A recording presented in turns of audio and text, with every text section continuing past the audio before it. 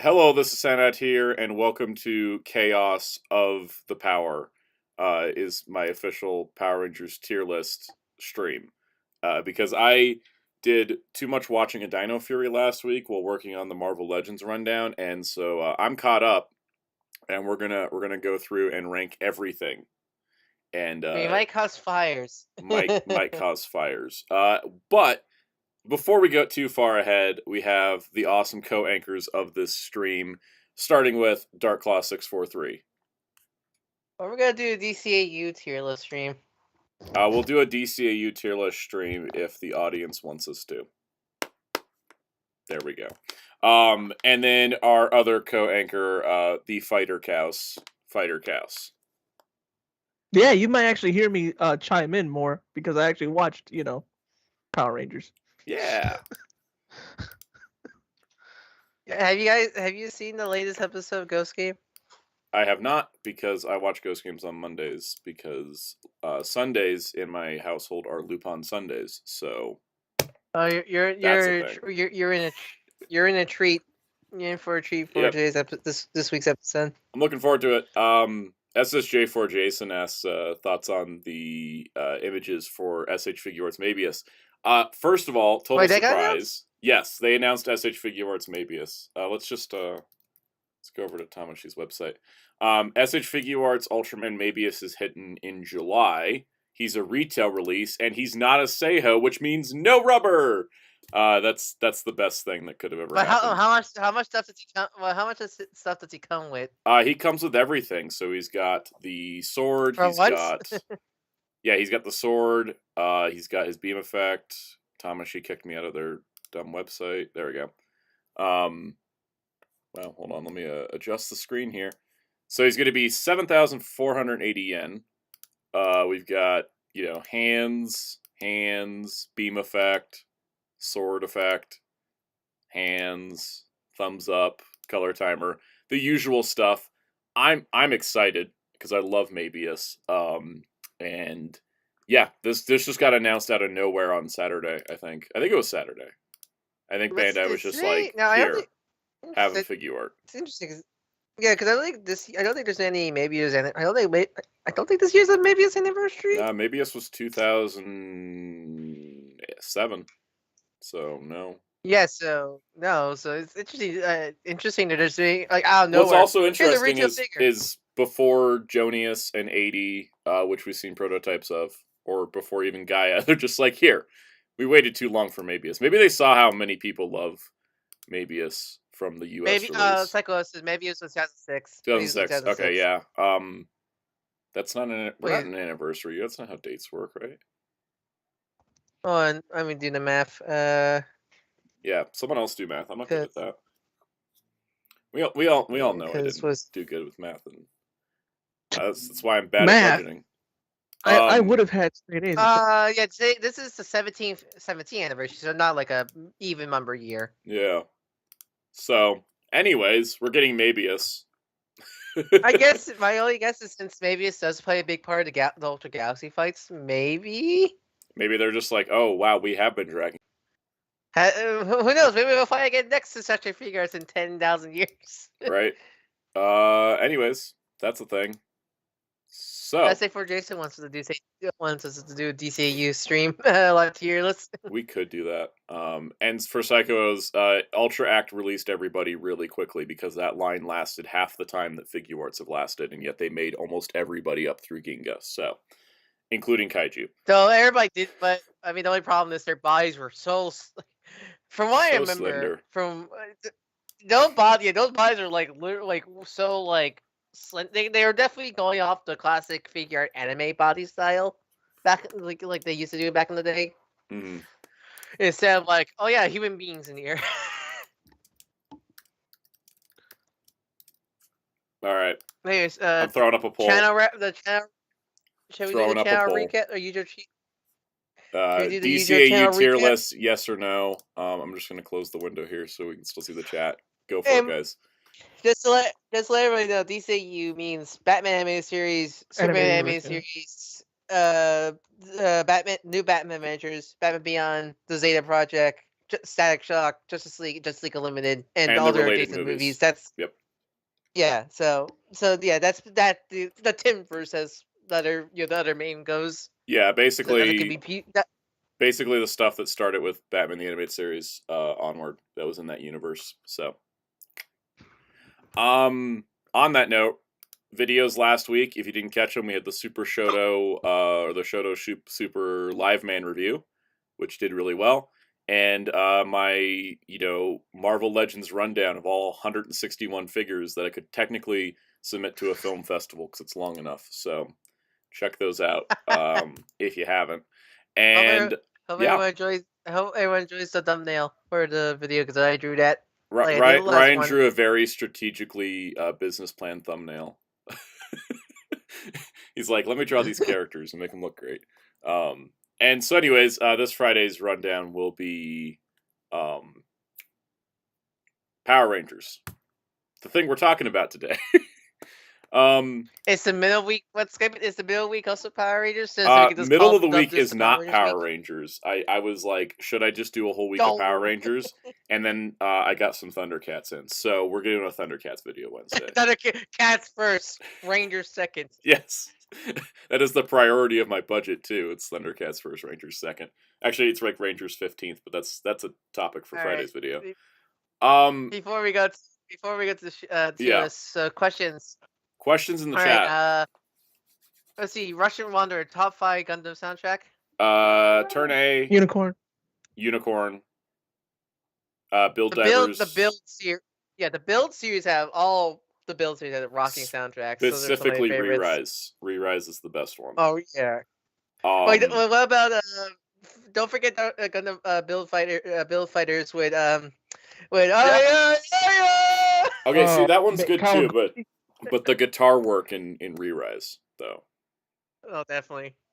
Oh, Build Reel, because Build Reel is actually like one of the best atmospheric Gundam soundtracks. And Witch from Mercury. Witch from Mercury's up there. I apologize if I end up just choking on stream. It's windy, so my allergies are kicking up. Don't forget the original Mobile Suit's like 5 songs. Essentially, you're watching the dub. Okay, so that's the thing. Charge Galleon. That's everywhere. That's the thing about Mobile Suit Gundam. If you're ever ranking Gundam soundtracks, remember that the dub soundtrack only uses 5 tracks out of the 45 tracks made for the show. So yeah, you'll come to hear. Supposedly, it's because they didn't have the actual soundtrack, so all they did was reuse the sound effect library and then used whatever tracks were on the original vinyl record, and then they found the actual soundtrack later and released it as a box set. So again, Charge Galleon everywhere. Just dun dun. Yep. Let's see. Common Judge. What do you guys think of Giga Tokusatsu tricking people to watch Can't Say because YouTube might kill us? I watched Waku Saver, and they're actually, it's weird because I didn't see the final episodes of either season, but honestly, like, I jumped from Waku Saver season 1 to season 2, and I didn't feel like I missed anything. So, I don't know. Yeah, I guess that's they're joke. decently produced indie Toku. I can't argue with that. That's the kind of joke, right? Is there still Java, quote unquote Java made productions? Yep. So let's see. Splash Ash. So they'll do figure arts of 90s Gridman like they did the Ultrax. Because I imagine the rights of Gridman is kind of all over the place. I don't understand how the Gridman rights work because every time I think it's at one company, another company enters it like a battle royale. Yeah. I keep thinking Good Smile owns. I keep thinking Good Smile owns everything in terms of figure rights, but then like Bandai will make the mini plus or yeah, I think Bandai would probably do Gridman figure arts when they're done with Ultraman, like main Ultras, which they still got a bunch to do. So because Good Smile, yeah, they haven't made a Hyper Asian Gridman Figma, but they did the Gatai, and they still do the Modroids. But then, like we said, Bandai does the mini plot. Anyways, that's a whole complicated topic. We're gonna do a few more questions. Yeah. Russian, do you run into Rider Blu-rays in your retail store like Walmart? And I never. Have they been showing up? Nope. Have they ever shown up in Nope. stores yet? They're not going to. The thing is that Shout Factory has a very hard time getting their stuff into retail as is, but all you can get from Shout Factory stuff at general retail is like movies that are popular. Like you could get the King Kong 76 Blu-ray, but then you couldn't get you couldn't get the Turbo Power Rangers movie Blu-ray in stores. Like that Shout does not have the reach that like Mill Creek does, because Mill Creek has contracts with Walmart and Target to get their releases in regardless of what they are. It's only, I imagine it's like an IP thing, because you see the Digimon, their Digimon Adventure Try and all their anime stuff. Their anime stuff makes it in more than anything else. And with the Kamen Rider releases, while you can buy them online through Target and Best Buy, they won't stock them in stores because they're Japanese only, and they don't have a good contract with Shout. So let's see. SC4 Jason, anyone wish the Arrow? I'm seeing Arrow videos. Arrow video Juanse will come into the West. I didn't know they did that. Yeah, they're doing it. I think it's only in the UK, because some of their releases they just can't license any further than the UK, because they are a UK company. So sometimes they can get it for the UK, but they can't get it elsewhere. That's one of those situations. I apologize, I mispronounced her name, but Quaz 1979. One Power Station will be the last to get a Lightning Collection series figure. I mean, Fears what will be the last series they'll get to in terms of the main shows. It's either going to be. It'll be a very complicated design one, if I had to guess. It's either going to be Overdrive, Force, maybe. It's going to be Overdrive or Megaforce, because those seasons aren't as popular and their designs are complicated. I see, they'll do a Robo Knight and Sento Knight, as a deluxe figure, just for a wave, just because they like to do. Here's a figure for one season that we'll never do in a long while, kind of figure of popular characters. Yep. Something like that.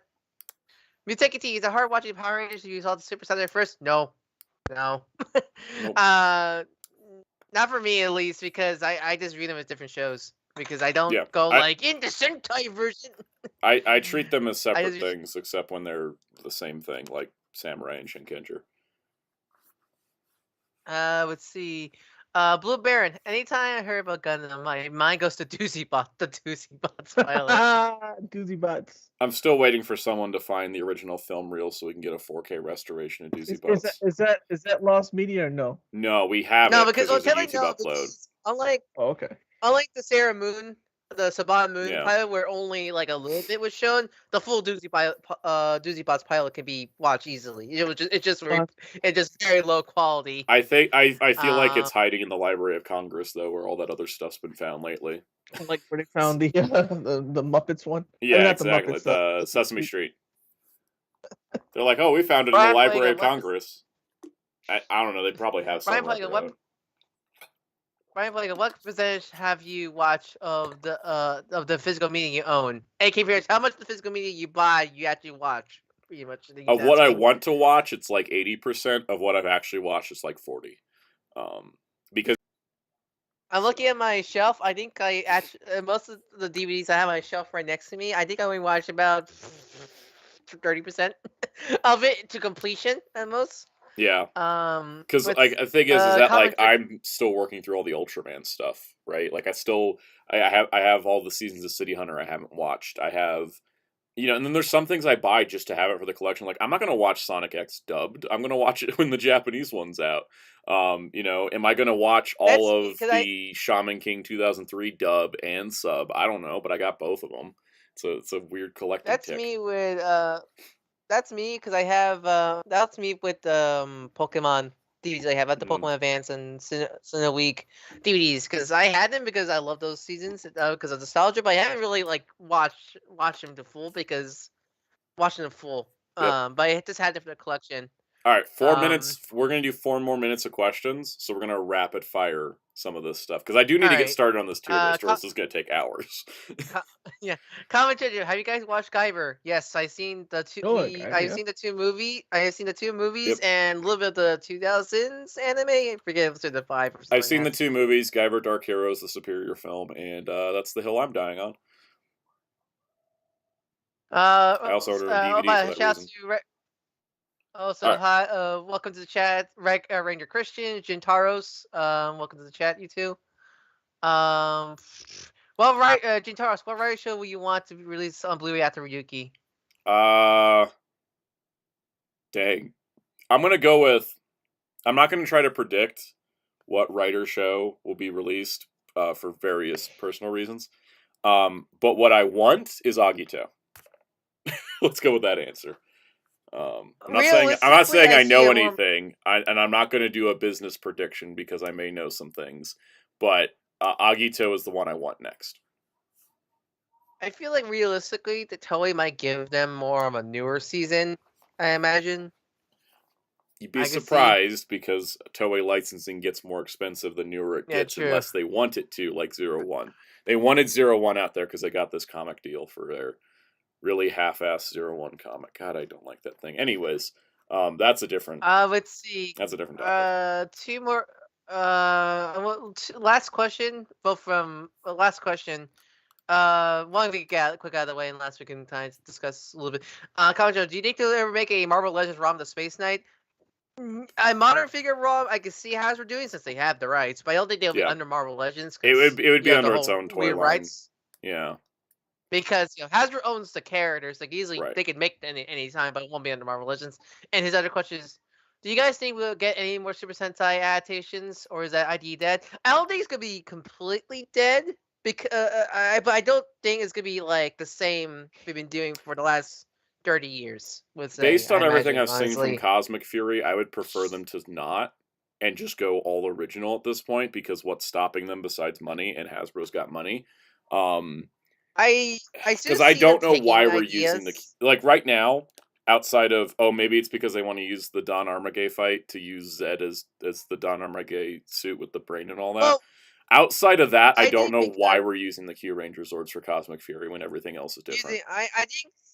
I think it's more because they don't want to make their own Zord footage. Because, I think they can't afford to. The prevailing theory that I have is that the season 30 budget is not just for Cosmic Fury, but also for the Mighty Morphin special.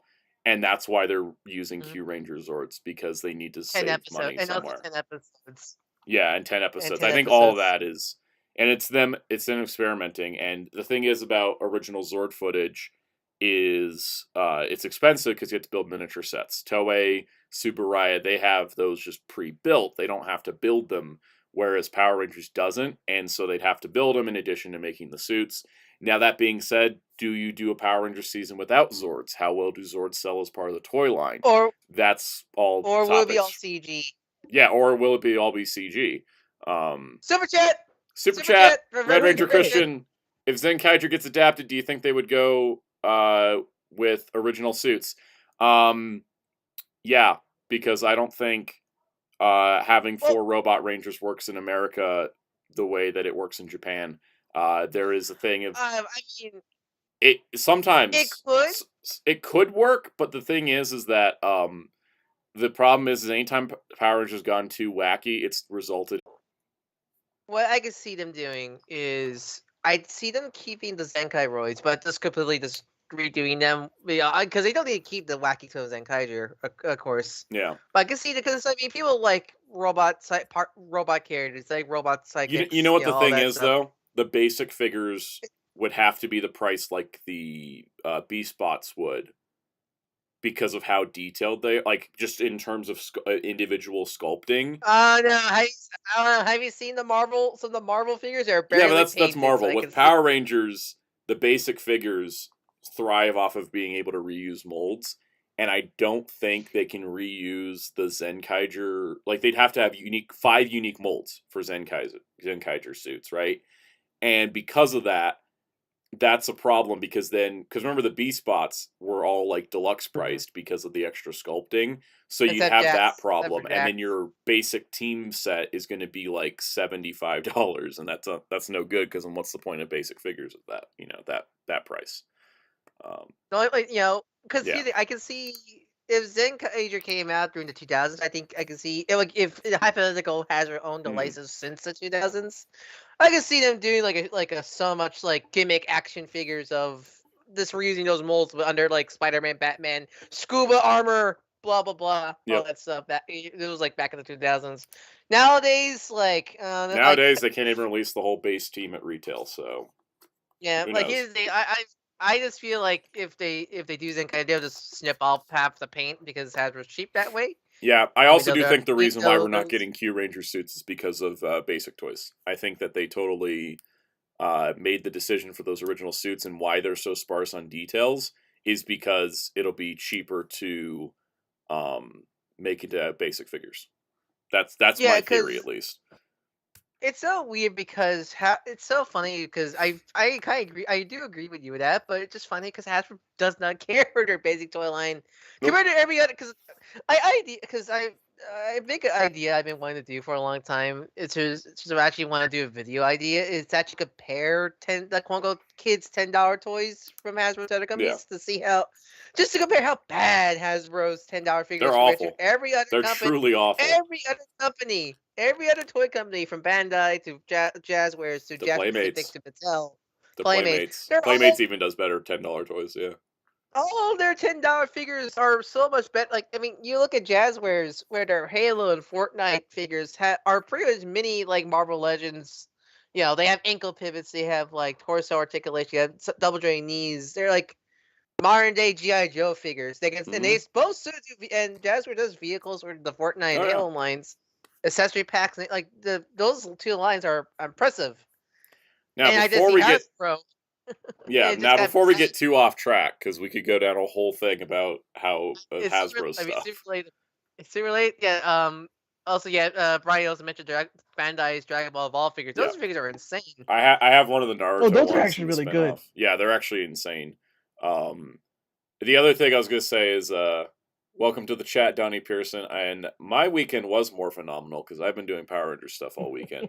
So it was like catching up on stuff and watching videos. Also, happy Lunar New Year for all the Asian people here. Happy Lunar New Year. And on that note, if y'all don't believe me about I always say Hasbro's release dates are complete crap. Let me give you some proof because people always back me up on this. So I ordered this Dr. Doom figure on January 18th, 2023, which was last Wednesday. Wasn't that when he was revealed? He was revealed back at PulseCon. He went up for pre-order finally. And if you notice on his page here, it says May 2023 as the release date. And just so everyone knows, even though it's not in stock, it says, these items are in your pile of loot. Hasbro dates are kind of actually pointless. In terms of anything else, usually they're like 2 months, usually their dates are 2 months too late. Like they always come out about 2 months early. And then sometimes it's like you order it and then next week it's in. And it's like, well, what was even the point of the pre-order? I think Hasbro, if you guys are looking at their dates, assume that, whatever the date is, like if it says August, it's probably shipping in June. Now, yeah, wasn't the newest Lightning Collection wave? They were like August something. And okay, the newest Lightning Collection wave is saying June, and I think that's complete BS because Mesogog is buyable in Singapore. He's already been produced. He's already left the factory. He's probably coming out in April or March even. So there's that. Yeah, Brian mentioned. What do you think the No Way Home pack 3-pack will release? I forgot that pack was announced because it's been so long. Since it's a Pulse exclusive, yeah, it was supposed to be August. I think it's going to be July because Daredevil and Elektra was supposed to be January, and I got them late November. So it's either July or June even. I totally forgot that 3-pack was announced because it's been so long. It's been so long. They announced those figures.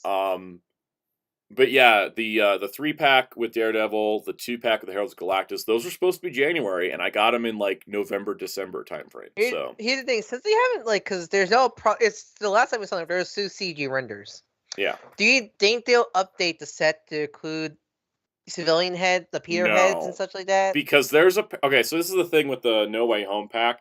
I'm gonna say this because I can't say this for certainty, but there's a well-known leaker in the Marvel Legends community named Rectangular.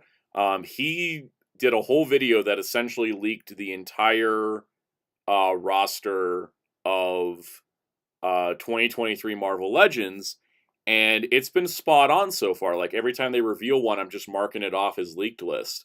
There's been a couple things that he didn't leak that got announced, but there's supposedly a Spider-Man No Way Home wave coming out roughly December of this year. That's supposed to include the 3 Spider-Mans, and they're listed as unmasked.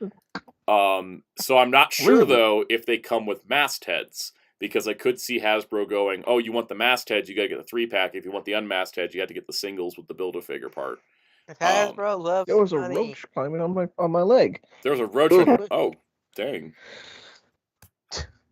Well, that's intense. Just felt something, and I'm like, oh, I killed it, but that's good. Jeez. Anyways, so we don't know for sure if that wave is happening the way that it's stated, because things do change. But almost everything else he's leaked has been on point. So I would still say if you were planning to get the 3-pack, stick with it, because there's a chance that the figures in the wave are battle damage and unmasked, as opposed to being like the cleaner versions that are in the 3-pack. I'm going for the Figuarts myself because I'm crazy. But that's where we're at. That set's probably going to ship early, and don't be surprised if they turn around and be like, "Here's your unmasked versions," and they're like battle damage or something, because everybody was beat up in that fight. Anyways, that's Marvel Legends stuff. Rectangulars. Rectangular's essentially like the Living Ranger key for Marvel Legends. Like, guy knows everything somehow. Poor Rangers. Yeah. So we're gonna talk about Power Rangers now. I will still take questions in the chat from you guys. We'll take some breaks throughout this because I'm gonna do this in the next hour and a half. But we'll take some breaks to do some other questions. If there are comments related to the season, we'll put those through early, and of course, super chats always get priority because they're super chats, and I appreciate those a lot. So. Actually, we'll take it to you. Speaking of, we'll take it to you want to ask, because I don't think it's on this here. So, our Alien Rangers, how are you going to handle that? You just got to talk about them as part of season 3? Alien Rangers are their separate season. If we're counting if we're counting Cosmic Fury as a separate season, Alien Rangers is a separate season. The 2017 movie is here. The 1995 movie is here because they're different universes. The Turbo movie isn't because it's part of Turbo. Also, I did photoshopping so I could put the words Season 1, Season 2, and Season 3 on Mighty Morphin, and then Season 1 and Season 2 on Beast Morphers and Dino Fury, and the crop on this totally wrecked that. So then again, why are they square? Let's edit. I made this because I did not like any of the ones I found. Or let's change it to landscape and see if that solves the problem. Did it make? Yeah, there we go. All right, landscape view worked. Okay, so. I also going to change the background color so you can see logos better. There we go. So, we're going to rank the seasons. This is going to be... the final ranking is my personal ranking, but by all means, Ryan and Kaus go in for it. Brian suggests reverse chronological order, and that sounds chaotic, so I'm kind of down for that. All right. So, Dino Fury. You guys cool doing Dino Fury Season 2 back to Mighty Morphin? Good look back, I guess you could say. I guess so. Like, I mean, we're gonna start good and end bad. It's gonna be great. God, I projected a little bit there, but anyways, I guess we're gonna do that. You know why? Because who else is gonna be ranking them backwards? So we're starting with Dino Fury Season 2. Backing up. Yep. Okay. Dino Fury Season 2. So, I was going to say, this is a grand improvement over Season 1, but we haven't talked about it. Well, let's say, this is going to be your fresh opinions on it. This is going to be fresh opinions. I guess for context, I have seen all the seasons. Wait, Psycho said, do you want to do... Actually, I think for just the comparison, Psycho Season 1, then Season 2, Beast More... the paired seasons we'll do in order, but we'll go backwards. Because it'll be easy. It'll be more structural if we do that. It will be. Well, that makes sense. All right, so for context, I've seen every season at least once. I have watched every season up through Super Ninja Steel at least twice. I have not gone back to the others because no DVD. Because I would watch seasons when they had DVD.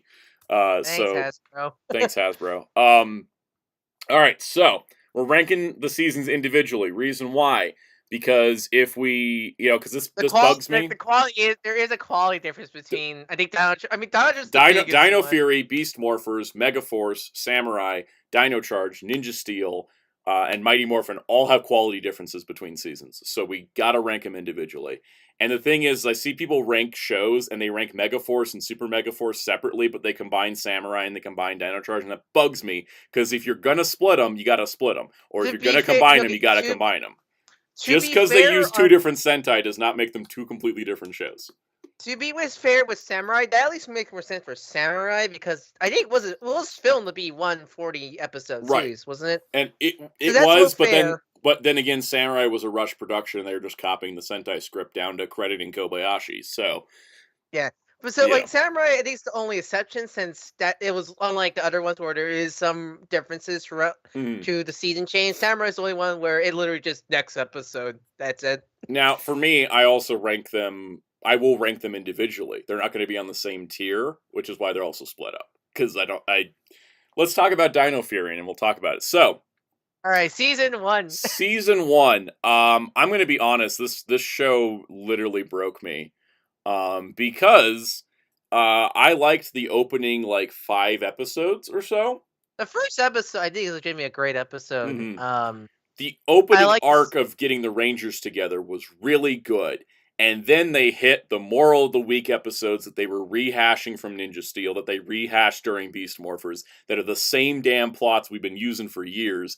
And I just lost my mind because it seems like, and this is, again, because I'm not digging into who's writing what, but it seems like they're just recycling scripts because I feel like we taught these same lessons. And the ending of these lessons is never a good, moral because it's sort of backwards into, the lesson of the day is be nice to the person exploiting your money. Okay, maybe that wasn't the lesson that you're supposed to be telling. Ollie, how many times does Ollie get away from being a dick to the team? We'll talk about that too. The problem is not only do the characters not learn a lesson, a lot of the characters are learning a lesson because someone tells them the lesson, as opposed to them learning through the actions of the episode. And that plagues season 1.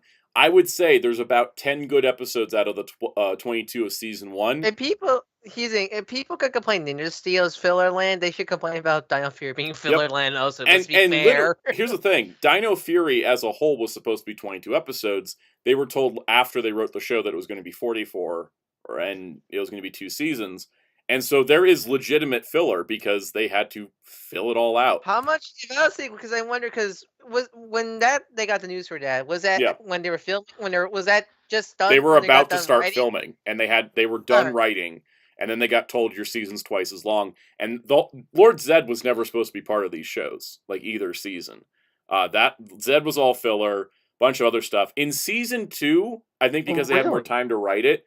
Season 2 had episodes that were basically lesson of the week episodes, but then they had a little bit of a plot hook at the end of the episode to kind of make it not completely filler. But you could trash 12 episodes out of season 1 of Dino Fury and nothing's lost. Well, that's the thing, because I always wonder, when they got the news, because the whole stuff with, Void Knight and Santara, and also Amelia, I imagine that was all planned season 1. Yep. But due to them getting that, you're getting a second season, they had to go oh shit, what did we do?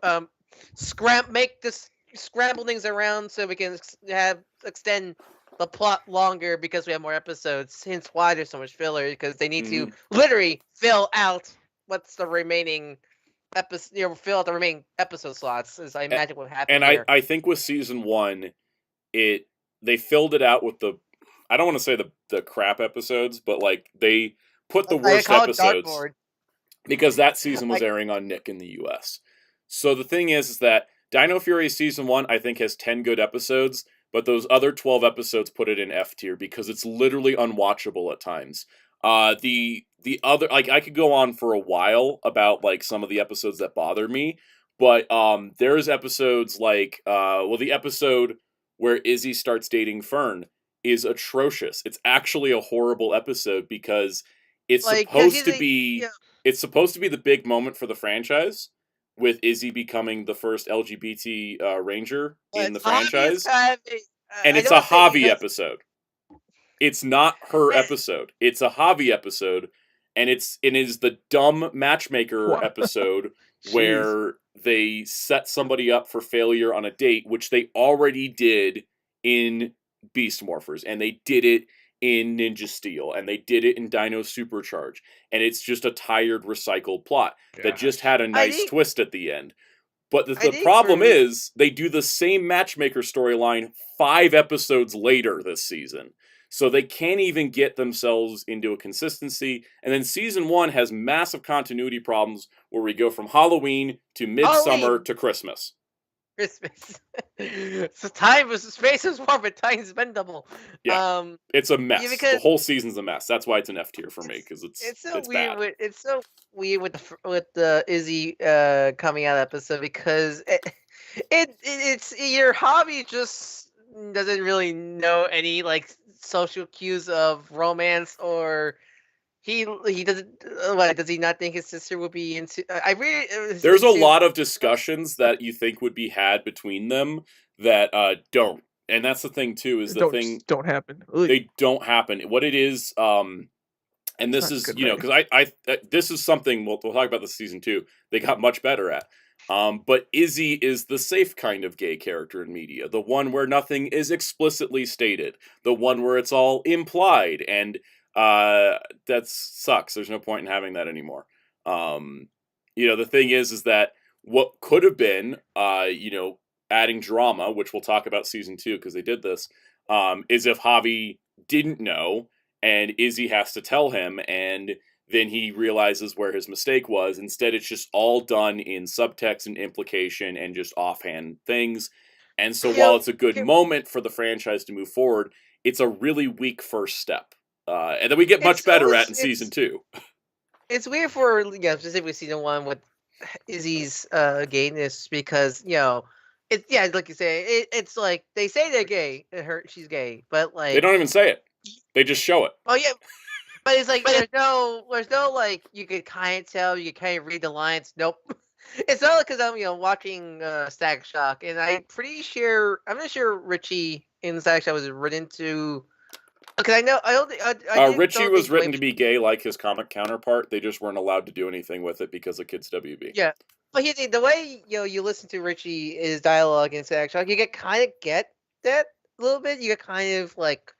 There's a lot of moments in Static Shock you can kind of see, yeah, I'm pretty sure Richie's gay. And by just dialogue alone from Richie, and adding to this as well with Izzy.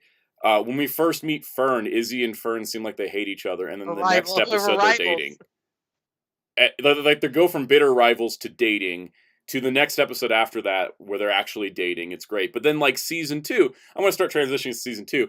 Season 2 was really strong for most of it. And if it was because they were off Nick, or whatever, if they even knew that they were off Nick, 'cause it seemed like nobody knew where it was airing leading into this. But in season 2, we got some really great episodes. There was an episode where Javi tells off his dad, because Javi's dad kept, like, you know, downplaying his music career. Warren Garcia is literally a bad father. He's a bad father. And the thing is that, you know, he's like always downplaying Javi's talent. He's like, oh, you shouldn't be in music. This will never get you anywhere. Why don't you have a real job? Yada, yada, yada. And then Javi has to play a concert at Buzz Blast to get the Rangers one of the Dino keys from this jerky bully guy that shows up later. I like when you have dumb bully characters that appear regularly.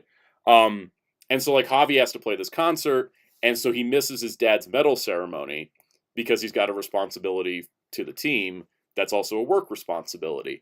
And his dad comes in and chews him out, and he's like, you're never supporting me on anything. And he's like, well, Dad, you're a hypocrite because you never support me on anything. And I was like, and he, like, storms off, and I was just like, dang, actual drama that makes sense and has me rooting for the character, because his dad is a massive hypocrite.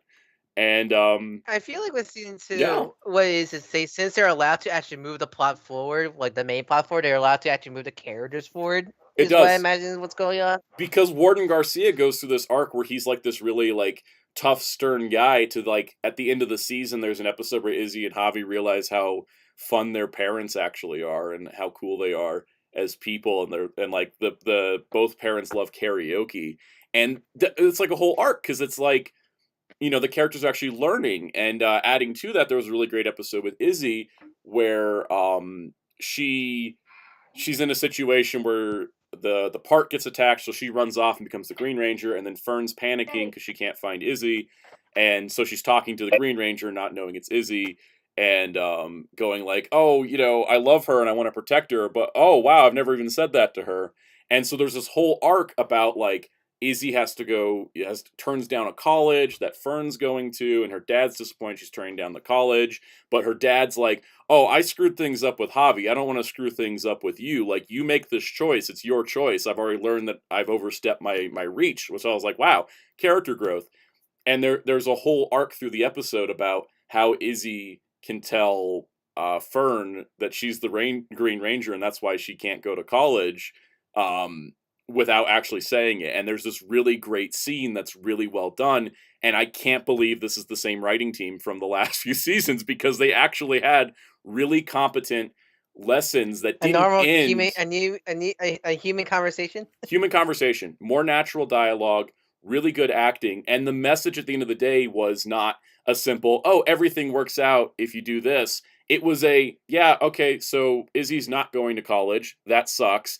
And she has to live at a distance from her girlfriend, and that's, going to cause problems. It wasn't a wrapped up in a bow, everything's great. Now, adding to that, Ollie as a character goes from being an awful, horrible, dismissive, judgmental jerk to being an awful, horrible, judgmental jerk that learns how to keep his mouth shut occasionally. He got better, but he also got less focus. Like the one moment that really got on my nerves was, I think it was the second half of season 1, where it was the episode where, I don't remember, it was Ion needs something, but it's like, I need to get this laptop for my mom, so I'm gonna ignore my reading. And I'm like, didn't you learn this lesson 4 episodes ago about responsibility when your teacher told you had no friends because you dismiss everybody's ideas? Which also was nice for characters just to be straight up, this is your personality problem. So, to wrap this up to a close, the only thing that did wrap up nicely in a bow was Amelia's weird plot. Which I guess spoilers, Amelia, but Twitter went nuts over this. Here's my problem. I think the storyline of Amelia being the daughter of Void King and Void Queen, about that those are her missing parents, and she has to break them out of the frenzy that they've worked themselves into, and the reason why Void Queen is a psychopath is she thinks her daughter's dead. I love all that. I just don't get why they're Rafkonian. The problem I have is that we had this really cool through line with both seasons where you had the Rangers were in pairs. You had Zato and Ion were the Rafkonians who were resurrected on Earth, and then they're trying to find their people, and that was their storyline. And Izzy and Javi were siblings that are trying to work together and learn, different things and trying to find their own place in the world and clashing with their parents. And then Ollie and Amelia were there to be annoying. And so there was these through lines. But then suddenly, out of nowhere, it turns out Amelia's Rafkonian, which just takes a lot. 3 episodes are all about Amelia finding out she's Rafkonian. And that means we get no resolution on the Rafkonian warriors coming down to Earth saying, we just want to take the planet from humans because they can't be trusted with it. And there's no follow-up on it. And it sort of gets wrapped up because Pop planted a tree. And I'm like, that's nice, but where's the extra gravitas here? Okay. To be fair, Pop is the purest human being in the series, so he is understandable. He is a pure man. He is, but these people went from genocide to we'll help fight the aliens that are trying to attack your planet over Pop planting a tree, and I'm like, there was a lot more you could have done with that, and it seemed like they dropped it. Now the thing is, this is Power Rangers. They reference past seasons all the time, so we know this is the main universe. But why did Void Queen, Void King, and Amelia all have to be Rafkonian? That didn't make any sense to me. Tarek and Saturn, what was her name? Saturna?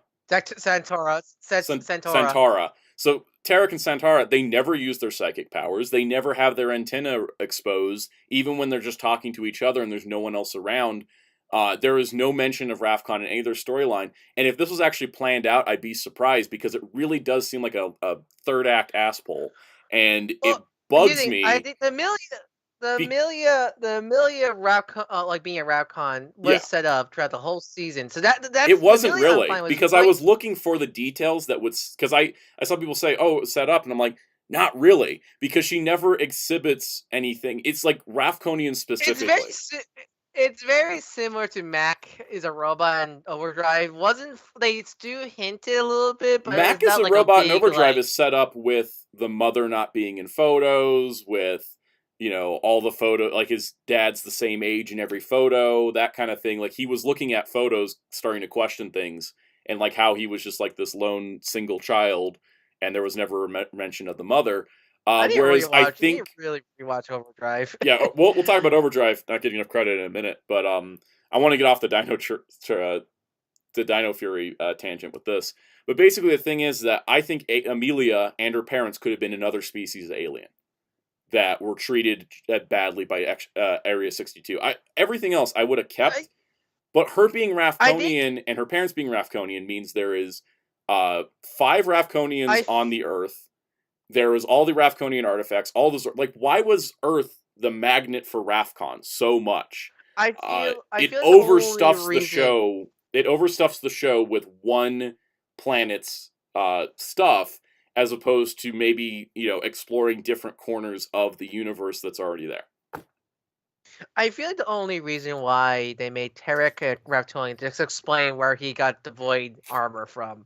It's the only reason why I feel like they explain like why is Void not. Well, he could have just found it on Earth. Bully guy found the Blizzard key in the forest.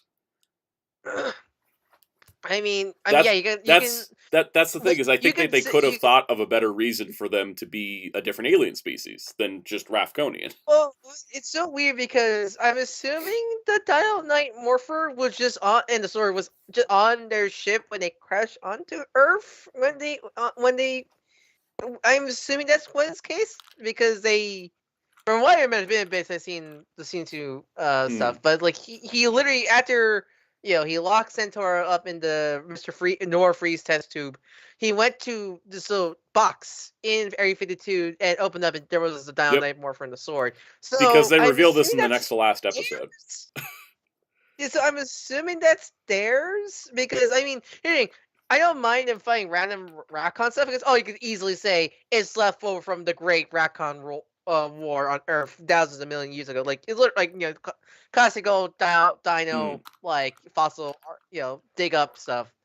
It just I just feel like you don't need to make Tarek and Centaur like either I just say they're just aliens. I don't want you to say they're from KO-35 blah blah. You know what they could have done? Or something. They spent so long talking about the Ninja Nexus prism in this series. They could have had it that Centaura and Tarek were chasing the Ninja Nexus prism. Yeah, definitely. For whatever reason, they were trying to get it. That was why they ended up on Earth, was because they were chasing the prism. He's because as much as I think the Racon stuff is in a while, because they were well Tarek. acted too. I think the voice acting was much better on a lot of the monsters. And because we're talking way too long on Dino Fury, we gotta move on this one. Yeah, exactly. I think monster voices. I think Dino Fury. I love Mookie. I think Dino Fury season 2. I'm gonna rank it because we've been running too long here. I'm ranking Dino Fury season 2 a B. It's getting a B. It could have been an A if it wasn't for that dumb plot twist at the end. I don't like the Rafconian twist. And also, speaking to future problems, is that I felt that in the finale, especially, Zato was sidelined for Amelia, and I don't like that. And I don't like that Amelia is now the leader for Cosmic Fury because we already sidelined Zato in a final arc that should have been about Rafcon to like close everything together. And the thing is that I'm only ranking it B because I find that the production value, and the thing is, it's a B not because of the main plot developments, but because of episodes like where Hobby yells at his dad, or Izzy and her girlfriend drama, or even a couple of the Ollie episodes where there was a lot of really good episodes, especially with Zato and Ion working through a prophecy. There was some good stuff in here that just gets bogged down by I think the source of the problem of the show is that they focus on Amelia like she's the greatest thing ever, and I don't get why. Season 1, actually, this is season 1, but one of my favorite episodes of season 1 is the I like to call it the PSSD episode. Yeah, no, that's one of the 10 I end would keep. That's one of the 10 episodes of season 1 that are worth watching. I would say that I just love the Yeah. dynamic of Slider, Mucus, and Tarek so much. They're like this bumbling 3 idiots that like try to get through life and they hate each other. Well, Oh, another Lloyd hates reason why them, this is so high is because of Tarek's human outfit, because it makes me laugh. I was like, who let the man wear his kink outfit to work? Anyways, How you do, fellow kids? but yeah, we got to move on to Beast Morphers because we're already at the half-hour I- mark on just these seasons. I would say Last one thing. last comment I would say about Fury is I loved that Tarek and Centaur got right away busy after the finale of Dino Fury and made another. Oh, I know. They're like, yeah, let's have another kid. I'm like, okay, you lost the first one. Anyways, we're gonna move along Beast because we spent a little bit too long on this, but it's the freshest for me because it's what I just finished watching. Dino Fury, like I said, season 1's an F, season 2's a B. It's just that's how it's gonna rank. Now, on that note, you guys ready to talk about Beast Morphers? Because I got less thoughts about Beast Morphers. Starting with Beast Morphers season 1. We're not going to go super deep in all the seasons. We have 33 tiles here, and we've only gone through 2. I legitimately love season 1 of Beast Morphers. I legitimately really like a lot of the episodes and characters and like plot progress in season 1 of Beast Morphers. Season 1 is how you do a Power Rangers season in the modern day. For a first season. Mhm. All right, I'm going to put, and I'm just going to rank them, and then I'll talk about it briefly. I'm going to put Beast Morphers season 1 in a C. Reason why is because I don't think it has, its lesson of the week episodes are not as strong as season 2 of Dino Furies. There are some really dumb episodes in season 1 of Beast Morphers. Again, when you get to the lesson of the week stuff. Season 2. All right, now, so season 2, I really do like the crossover arc, the setup from Captain Chaku. The Dino War. Yeah, the Dino Charge crossover, the Chaku stuff, like, all that was great. And then there's that episode where Zoe knocks over some chemicals and melts a rock and says, you know what, I'm going to climb a mountain. And I'm like, girl, you got a helicopter. What are you doing? Episode. So, what anyways, about that one episode? What about the really bad episode with Javi and Ravi and Roxy? Roxy, that one with sucks. That was the other thing too. Season 1, Roxy and Blaze and Roxy were great in season 1. Great villains. Season 2, they were a joke. I don't even know why they were there. I like them, but like they're literally fodder. They were fodder. They were Waspinator without all the character arcs. So, thing is, season 2 of Beast Morphers, I like your crossover arc, but you're a D tier because oh my god, your week to week lesson of the week episodes were awful. They're terrible. The final arc's great. I think. Yeah, but the whole how do you feel about the Venjix Evox twist thing? I like it because I think that was a good way to follow up on RPM. It also is really chilling when they switch to the Evox voice from the Evox voice to the Venjix voice. Andy Lang's a really good voice actor. I think he doesn't get enough credit. Really do love that. Now the problem is that if I take all the good episodes of season 2 of Beast Morphers, which is the crossover arc and the Evox arc, that still accounts for less than half the season. So it doesn't save it because those episodes are really strong. It's the rest of it around it. And this is the problem I've had with a lot of Power Rangers seasons lately, is that they have, like, season 1 of Dino Fury, here's some really good episodes, but they're surrounded by some really unwatchable stuff. And that's the sad part. Shall we talk about Super Ninja Steel? I want to say with Beast Morphers is a favorite because it gave us the most beautiful robot ever, known as Steel. I love that man. He's like literally one of my favorite characters in the franchise. Steel is great, but if he ever sings that song again, I'm going to rip my ear off. No, here's the thing. That song vocally is bad. It's awful. But it's so stupid. But it's so stupid. I love it. It's so stupid. It's supposed to be stupid, but why is everybody singing off key?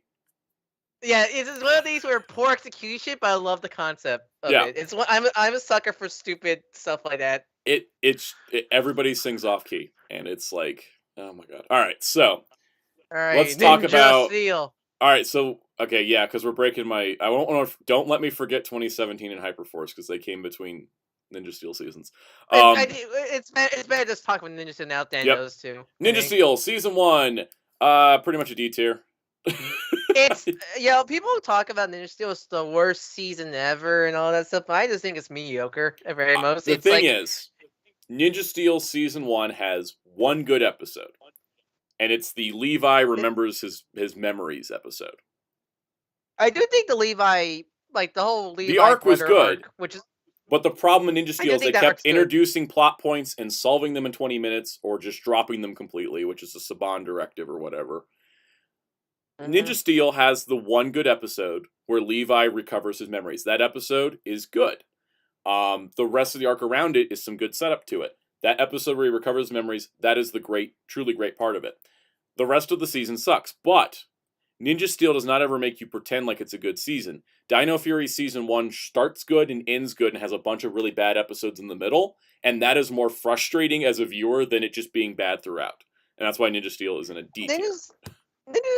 Ninja Steel, I don't hate it. I just don't care for it. Is the problem? Like, I think the characters are just very milk butter toast, except for mixed. They were never allowed to grow. It's They were never allowed to have any storylines because Saban said no ongoing story arcs. Oh, you were talking about frustratingness. The whole Sarah convincing Princess Vera in like one sentence, Yep. and all of a sudden, I'm no longer a That's what it is. Mongler. That's why the Rafcon Warriors storyline bugs me, because they did the same thing. They solved the major problem, like a massive, storyline idea in Dino Fury, which they had shown they could do better.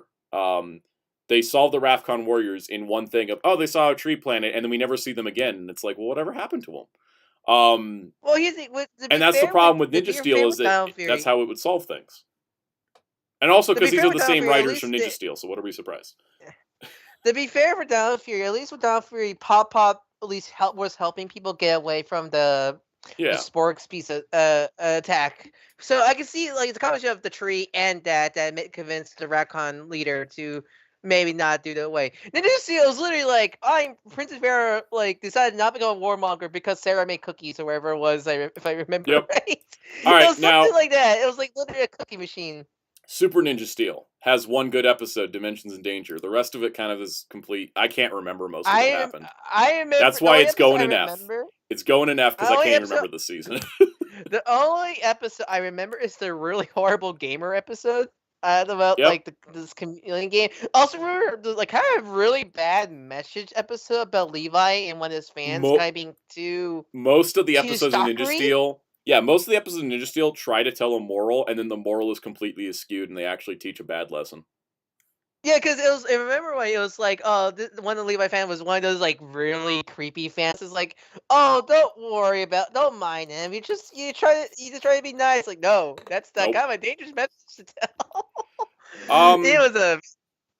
It was not great. That's the thing. I don't get angry at Ninja Steel as much as other people because it's such a nothing show that I just kind of keep forgetting exists. That's the thing too, is that Dino Fury frustrates me more than Ninja Steel because Ninja Steel was never good. Whereas I feel like I could constantly see Dino Fury where I was like, this could be great if, whereas Ninja Steel I'm like, this just sucks. And that's a very big difference. Also, by the way, in terms of left and right, I'm just tossing them into categories. We're not worried about one or the other in each tier. You also need for Fs. You need what's his name from Fairly Odd Parents yelling at. Tucker. Yeah. God, someone want to re-edit this stream when it's done and put in sound effects. Let's talk Hyperforce because I think I'm the only one that watched it in full. I want to watch it. It's just so long, and the thing is, I could. I think I could easily I could try to listen to it as a podcast, but it's so long. It's so hard to listen as a podcast because it's still they're playing a quote unquote game still. So it's not like I can imagine the things they're doing in my head because they're still like kind of like talking as themselves, but also as a character at the same time. Right. It was hard for me to really get into personally. I think it would have been. I didn't watch it live, but I imagine it was great live. So Hyperforce. I'll just talk about it. Hyperforce to me, someone that likes tabletop games, Dungeons and Dragons stuff, it appeals to me totally. I like the format. It had the chance to do greater storytelling than any other Power Rangers medium because they didn't have any restrictions. If they could write it, it could happen. Their Santa Claus episode is great. They had They had a prequel to Shattered Grid.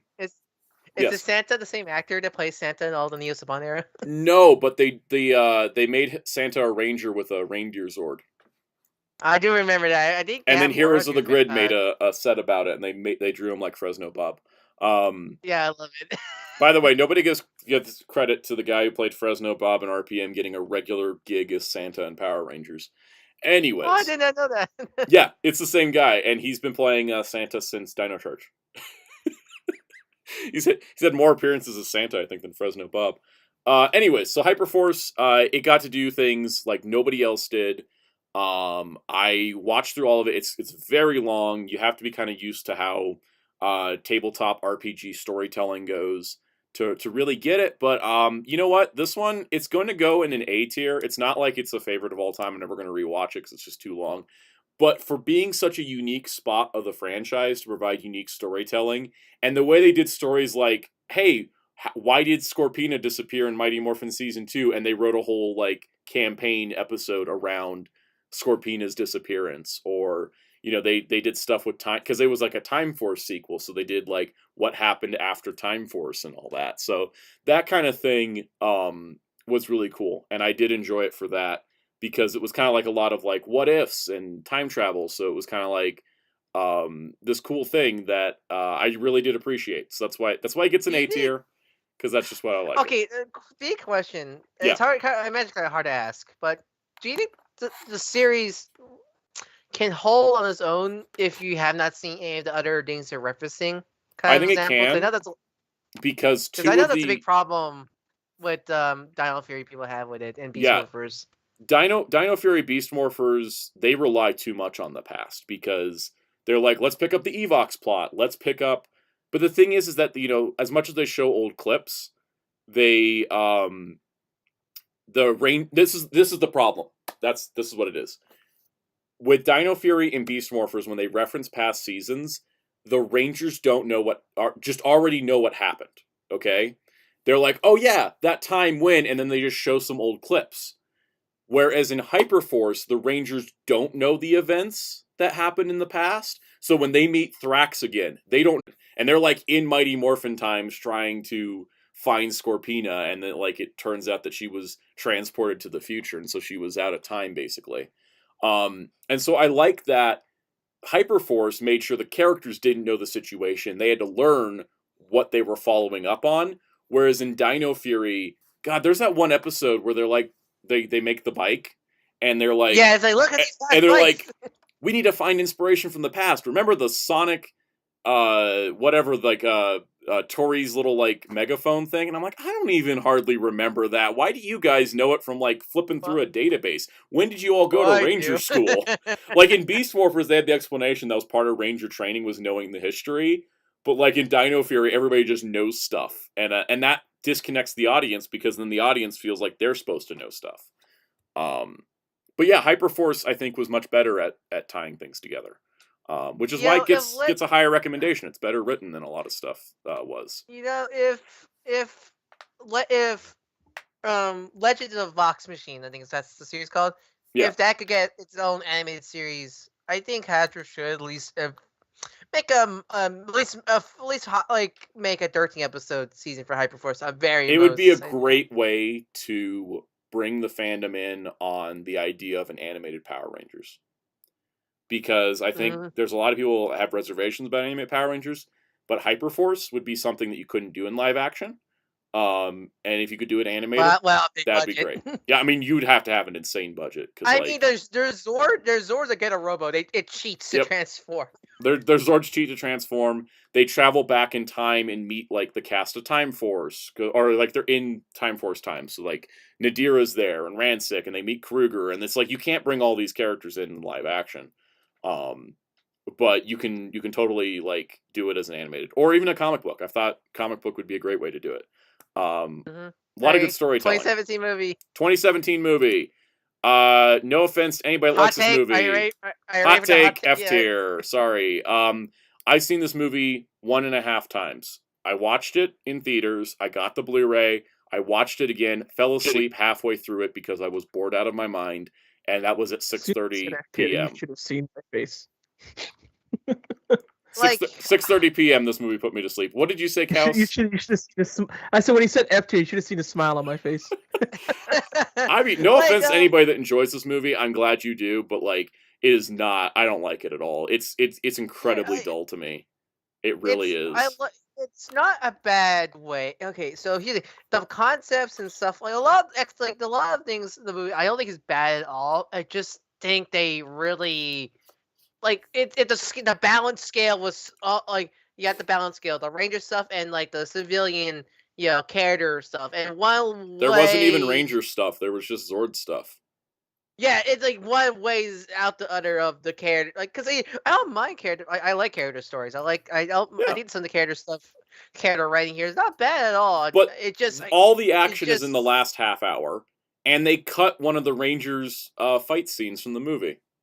That putty fight at the cliff was meant to be much longer. It was supposed to be like 3 times as long, but then they're like, no, let's get in the Zords, and then they just start running around. Muteki T brought up the Krispy Kreme. I like the Krispy Kreme stuff. That was the funniest thing in the movie. I do love Elizabeth Banks as Rita. I think Elizabeth Banks as Rita was great. She was creepy. She was funny. That was the other thing. The movie is a dull movie. There is like no comedy in it for 90% of it because it takes itself deadly serious. It takes itself too seriously, and that's the problem. Too serious. Mm-hmm. There's that scene where Trini and Kimberly are kung fu fighting with like the wontons at the Chinese restaurant. That was the best scene from the Rangers. Scene? Every other scene of the Rangers, they're just angsty. Wasn't that a deleted scene though? The wonton scene? No, it was in the movie. Oh, right. It was longer in the deleted scenes. Did try to lighten it up. That was about it, though. Yeah, it was in the training montage sequence. I think the movie. The problem. Breakfast Club. It's Yep. It's it's way too dark. I think. This is my problem with the comics also. I think they're trying way too hard to make Power Rangers this thing that people must respect as an adult. Let's make it all. It should be an all ages thing. I never like.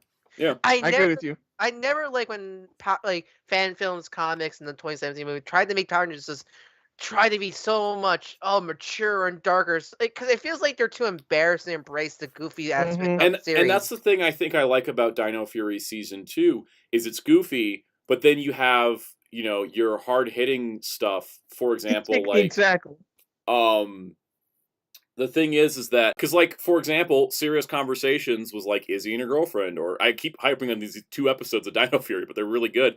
Or Javi having a conversation with his dad. The Disney era is a good example for the tone. We'll talk about that too, but like, I think Dino Fury is a step in the right direction where it's like it's still got the goofy aspects. I mean, there's a lot of stuff to work on, but that the drama doesn't bog down the show, but it does stop to go, okay, Javi's dad is being a complete jerk. Let's explore this.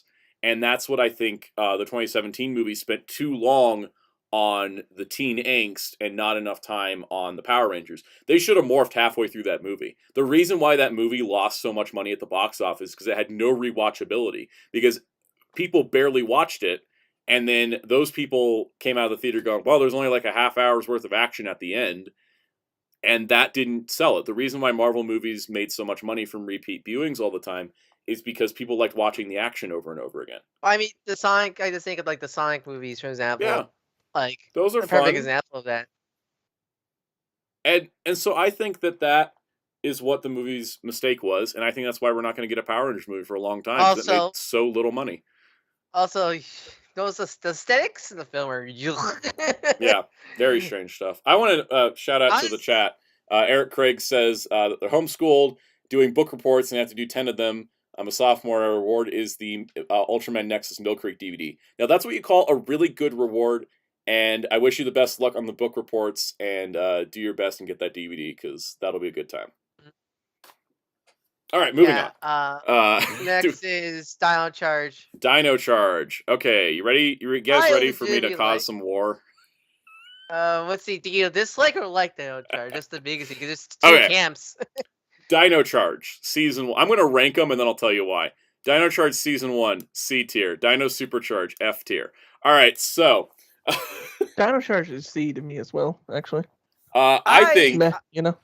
I think Season 1 is great. It was the step that the franchise needed to be better after Super Megaforce. Putting the extra, talking about it was fun, but it got more serious. It was good. I think it was solid, but it wasn't a fully formed season because it did a lot leading into Dino Supercharge. Now the thing is, another pet peeve of mine this is like a problem since Dino Charge is when they end the season and they lose their powers and then they get their powers at the beginning of the next season or at the end of the season or whatever. Why do we keep doing this?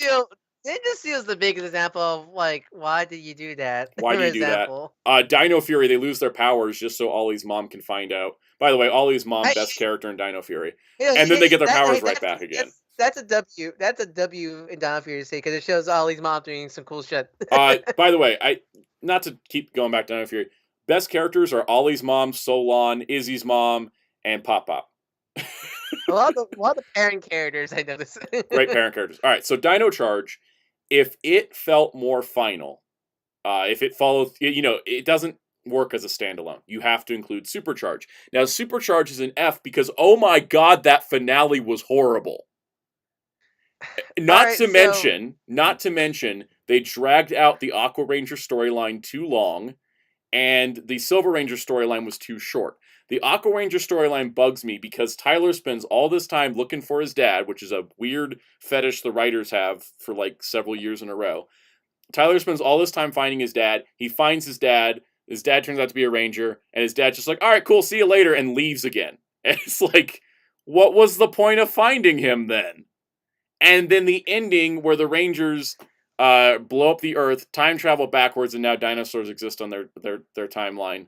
And it's like, what even was that? What even was that ending? And so Dino Charge was really well thought out, a lot of great planning, a lot of great setup for Supercharge, and then Supercharge wrecked all of that planning and just fell apart completely. And that's why it's an F. Dino Supercharge is frustrating because I like a lot of aspects to it. I think there's some, I think Heko was legitimately a good character.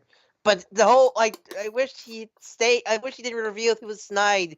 Oh my god, the fact that they had this whole storyline where Heckle was a friend of the Rangers and Snipe was the main villain, and then they just dropped it after 3 episodes. That's why? That's such a good, that could have been a really great, And instead they had the Aqua episodes take 4. Come on, you have great ideas, you're just dropping the good ones too early and keeping the bad ones too long. That's the problem, because, annoying, not count the finale. The problem with the finale is the ending, because I think everything else is fine. I actually really like the whole traveling around the world to stop the Vivizord eggs. Oh yeah, that part's great. It's just the way that they end it with let's blow up the planet and then travel back in time and then change all of history without a second thought. Yeah, it just that's the problem. Dino Supercharge, I think, has some really good ideas, and sometimes there's some really good moments and such like that. It's just that I think it kind of wandered. It is the problem. They feel like they have ideas, but they're just wandering, not sure what they want to do. I will say I love the villains. I love the Sledge Crew. Here's the thing, though. I gotta say, I love the Sledge Crew, but I got tired of seeing them by the time we got to Beast Morphers. Here's the thing, for me, it's I don't mind them because I just like this idea of these Here's my problem, right? Here's my problem. We go through all this, we destroy the Earth, we travel back in time, change the course of human history forever, and he's still not dead. Like they still didn't Yeah. finish the job, and Sledge shows up in Ninja Steel because they destroyed their Sledge, not the one that was actually there with the.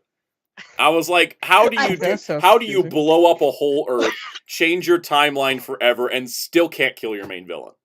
I would say Dino Charge of the Mario series, Dino Charge is the funniest. I would say there's It some. is. I think Dino like, Charge, because it didn't have a comedy duo to rely on, they put all their humor into the Rangers, and I think it worked great. I will never get tired of the "It's a bomb" gag. That will forever be one of my favorite gags. A lot It's of the too funny stuff for with me. Coda was great. Yeah, You know, I- Kendrick's, not Kendrick's, Kendall Morgan, her mild racism that gets cured. You know, all kinds of great stuff in there between the Rangers. one of my favorite gags is just two of my favorite gags is one the finale when they're talking to Pat Sledge and like go show your new trick and Tyler's like let me guess Magna Beam Yeah. You know that. And that's also, the thing I did enjoy watching it. But much like Kamen Rider Gaim, a really bad ending can sour my whole experience of a show. Also, another favorite gag is in Supercharges That's when a guy. they drink the water and they get the loss of memory and like it was like think Riley's like will run chase and Yeah. Tyler coach and Chase had the like go Riley run or something like that and Tyler looks at us like well, like who's Ner? Who is Ner? There's too many like that's the thing that makes me not me hate that Dino cast Charge, was 'cause great. That cast was fantastic. That was one of the best casts we had. All the characters were likable. All the actors did a great job, and that ending was just so bad. And they didn't deserve season Dino Supercharged to be that bad because that was such a great cast. Yeah, I think that's what stops me from putting Dino Charge lower because if a show can make me smile constantly, that it's like hard for me to hate it because this has this unanimous charm to it that like would I watch Dino Charge again? Absolutely. Can I rank Dino Supercharge any higher than an F in good conscience? Absolutely not. Yeah, it's that kind of scenario. All right. That's one of those. Megaforce and Super Megaforce. There's a simple explanation about this. Okay, so this is what's funny. Megaforce and Super Megaforce have that same thing with Ninja Steel, where they're not as bad because they never tried. That being said, I will put Megaforce in the D tier because I think that Megaforce actually did a good job. The problem was the acting was awful because the direction was awful, the scripts were even worse, and the show had zero direction. And I'd put Super Megaforce right next to it because it's the same problems, just exemplified by having more Sentai footage to work with. The coolest thing Megaforce did was have the Go-Sagers power up to the Go-Kaigers. The worst thing Megaforce did was have, I don't know, no direction and idea of what it wanted to do. Unless you're Robo Knight. Robo Knight's like the only... Robo Knight's the only one with an arc. Gia didn't even get a focus episode. How do you have 41 episodes of Megaforce and Super Megaforce and not give one of your main Rangers a focus episode? It's kind of ironic that like the favorite character usually is Gia because of Ciara Hana's acting. Yeah, she's great. Ciara Hana is so good. She's so good that she can take a bad script and make it good. You know, the use of the non-Power Rangers Sentai bugged me only because they didn't use the Power Rangers teams first. But they were consistent. They picked a certain group of Sentai teams to use and did not use anything beyond those. So I got to give them some credit. There was planning. And I thought the idea of expanding the Power Rangers universe to include those other Sentai teams is not a bad one. No, not bad. The only problem, I feel like the Sentai only teams would not be as bad if they actually bothered to explain what they are. Yep. Is the thing. They had no time because they were cramming too much into these two seasons. Yeah, that's definitely the problem because I think the whole idea of the Armada invasion, the Super Megaforce, is a good idea on paper. Just say it was. Oh yeah, it's like what is it gonna like? Oh yeah, there's our Armada on top of our planet about to invade us any second now. You just kind of forget about that. Yep. Half the time. Pretty much. It's a problem. There was no feel like threat there's no like story again. I mean, of all the seasons, I think because people talk about Ninja Steel having no story arc, I think Megaforce is a big example of no story arc because there's literally just nothing. It's like, oh, monster come down, go fight, the end of the day, again, except for Robo Knight, it might have it because it's mostly Ghost Knight's arc, but still, I mean, you think Robo Knight's already a better character than Ghost Knight because he raps beautifully, Yes. because it's so bad and it's so wonderful. I love that boy. It's very Robo campy. Knight is Now, so here's the thing. Robo Knight. Because the thing is, I just realized this is the one problem with going backwards, is we have not ranked anything that high. I'm looking at our tier and I'm like, God, Power Rangers has sucked lately, huh? Hey, go up from here. We're gonna be going up from here. Don't worry, anybody. Okay, right. So we're gonna do Samurai, and then we're gonna take a short break for like 5 minutes so I can reset my brain. Samurai. That makes sense. How do we? Samurai's decent. You know what? Samurai. How do we talk about Samurai without talking about Shinkenger? Here's my thing. Samurai's a C. Super Samurai, I'm putting it as a higher D, because the thing is that Samurai, regardless of the weird airing, I'm still tripped up that they started airing with episode 3. I don't know what Nick was on.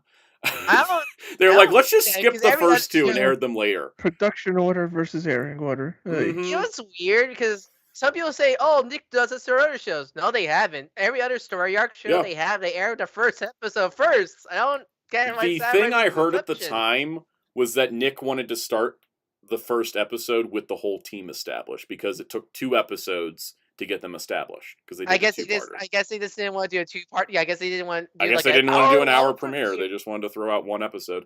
It was weird, but I gotta say that the consistency of Samurai to Super Samurai. Super Samurai is only weaker for this reason. These are both seasons take Shinkenger and split him in half. They dropped a few episodes out, and then they shoved it back together, and they're like, here's our truncated Shinkenger. They pretty much didn't do anything new, because they had no time to. They had like 6 months to put this whole show together. And so they credit Kobayashi's scripts. They basically just translated the scripts, and then we're like, let's just use the same gags. They did some minor changes. The Blue Ranger's not a kabuki artist, he's a swimmer, that kind of thing. But I'm disappointed they didn't adapt Shinken Brown with Bulk. They didn't adapt. Yeah, that was kind of disappointing. They added in Bulk and Spike to fill some time for the culture stuff they couldn't use from Shinkenger. I mean, it makes sense, because, and I remember, right, Bulk and Spike were they all filmed in LA? That's the funny part, yeah. People always complain about Bulk and Spike not interacting with the Rangers. Most of their stuff was filmed in LA, because that's where Paul Schreier lived, and there was that one episode where they meet the Rangers and they flew them to New Zealand. And that was it. The rest of it was added in later. And it was during Super Samurai they actually flew them. Like that one episode with Spike and Mia was the only episode where they crossed paths. Otherwise, they were shot separately. Did they film the Christmas Was the Christmas episode filmed the same time, or did they just have to recreate the set for LA? I think that was filmed at the same time they filmed the Spike and Mia episode. Also, Red Raider Christian mentioned Everyday Fun. Everyday Fun legit is a bop, okay? That song's great, all right? It's not amazing. Power Ranger song. If we talk about Power Ranger songs, for me it would be... So anyways, Samurai and Super Samurai, the reason why I have Super Samurai slipped is because they were adapting Shinkenger pretty much stock. Oh, Wheels, welcome to halfway point of the list of the tier list. Welcome to, we're almost out of the bad seasons. So with Samurai... I like Samurai more than that, but alright. The reason why Super Samurai is in D is because you get those mid-season paced out, we're just kind of, holding off the final arc episodes that come with Shinken. Sentai thing is like the midpoint in Sentai is pretty much just where they're like padding time. Half of Super Samurai is the pad time episodes because of that, and that's the only reason why it's down to D. The only reason these are here, because I think they're well written, because again, they're pulling from Sentai so much. That's not the problem I have. The problem is that the acting is really bad, because a lot of that is first take stuff, because they had no time. They had no time to do anything better. The whole acting is very horrible for our copy and paste. It makes Wild Force's crappy acting at times great. I think it's because they had no time and they were doing one take only on these things. I would say that this is the season with Saban put the most money in, because those like Mega Mode suits are the most high quality PR original suits in a long while. That's also because Bandai was was also fronting the cash too. It wasn't just Saban. Right, Bandai because really wanted to Bandai use was those going to make designs. samurai toys with or without a show, and that's where the Mega Mode Yep. designs came from. I do love the Mega Mode and the Mega Mode great. designs, and I love. I the also show, like the show, that the first team morph takes 4.5 minutes. It's so long. I mean, Shinkenger was like what, 2 minutes? Yeah, Might because as of well all make it the longer. kabuki and the roll call stuff. Because yeah. I'm more kind of a samurai because I was already kind of not a big fan of Shinkenger when it first came out. So when Samurai came out, it was really the same thing. I was kind of like, meh. I was 11. bored the first when I was watching Samurai the first time. It was too close to Shinkenger, so I was kind of bored. When I watched it again, because I watched all the seasons, the year of the 20th for like the Super Megaforce year, and when I watched it then, I was like, oh, okay, this is actually not too bad. It's just that the acting's really off because everything feels like a first take, and that pretty much they kept playing it like Mighty Morphin, super cornball, and other than that, I mean, it's fine. It's not really that bad. It did have the best scene with Skull and Bulk and Skull reuniting at the very end. And that was pretty nice too. We're gonna take a short break just for a moment so I can reset before we get into Disney era. For those just joining us, in case you're wondering where we're at, we're running backwards. So we started at Dino Fury. We're running backwards to Mighty Morphin just because Brian in the chat said. Brian in the chat said, why don't you do it backwards? And I was like, okay, cool. So we did that. So you missed all the Dino Fury ranting wheels. But I didn't want to be here for Dino Fury. I just wanted to be here for Lionsgate Power Rangers to tell all you fans that it sucks. It's okay. We already went over that. It's an F tier. I know, but I just want to say because Super 7 also said it sucks. Yeah, the thing is well, all right. We went through all that. Break wheels. We'd like to explain why you don't like the movie. It's just long and boring. Quick. Wheels can explain. Movie I never saw. Psychos asked me to put them left to right in ranking order per tier. So, anyways, Wheels, talk about the 2017 movie while I do this and not talk. That for a few movie minutes. is so damn boring. All right, people. That movie literally is ripping off a movie that already exists that I sort of wanted to see but forgot it exists until Metal was telling me. No. It's some action movie. What was it called again, Jerry? What's that movie called? Which one? The one that Power Rangers rips off. And it's not the Breakfast Club. It's the other one. The one where they get the superpowers out in the woods. Oh, Chronicle? Chronicle, yeah. Yeah. The fact that most of that movie is just Chronicle is hilarious. I forgot it. You're right. It's Chronicle meets Breakfast Club. Yeah, because the Breakfast Club part is only like 20 fucking minutes. So, I got them ranked now, left to right. So left is what I like more than the stuff to the right. Yeah, where they all got psychic powers. I remember that movie. Yeah. For some reason, people like doing that with their tier lists, which I'm like, bro, just put them in a tier list in chronological order, and Yep. STFU. Yeah, pretty much. That's how I do it. Psycho wanted them left to right, so we got. I'm just taking. No, but you do that with a lot of your tier lists in general. That's why I think he told you to do it. I'm just aware. I would say whose idea was to get the Chronicle director to direct a Fantastic Four movie. Yep, that did happen. What did he do? Fan Four Stick? Yeah. Yeah, he did Fan Four Stick. No wonder that movie sucked. Yep. We should do like a non-MCU Marvel movie tier list. Ryan mentioned Max Landis actually did a draft for that, but Lionsgate just decided to copy. Yeah. He decided to copy another movie instead. Just like Evolution. You heard about Evolution, the writer for that, Dragon Ball? Mm-hmm. He was like, I had this actual script that had Krillin and all this stuff, but they said no. Let's just rip off Spider-Man. My favorite part about that whole thing with Dragon Ball Evolution 2 is the fact that like Justin, if like at the time and even I've heard still today, Justin Chatwin other than James Marsters is like, I'm pissed we didn't get the sequels, man. We just like we're just Dragon Ball fans, and we were pissed we didn't get it. At least just James Marsden got to be Zamasu. It's funny to the extent their convention that's inviting him there to do autographs. Kamehameha Con was like, we don't talk about Evolution, and I wrote on their page, well, he does, so get used to it. He's like, I won't hide my shame. I won't And hide, I won't hide it. then one of the admins at I mean, it's still Kamehameha you. was like, "What do you mean?" And I'm like, "Bro, he loves Dragon Ball Evolution." I remember talking to him, and like everyone's like, "Oh dear God, oh no." So like everyone at Kamehameha scared now that he's going to talk about Evolution, or people are going to ask him about Evolution because I was on their page telling people, no. He tells you a lot of good behind the scenes stuff about the movie. So if you want to hear about why it's a shit show, he'll tell you the good and the bad about it. I love he has to be the one to tell the art department saying, Piccolo's green. Why are you making me pale and white?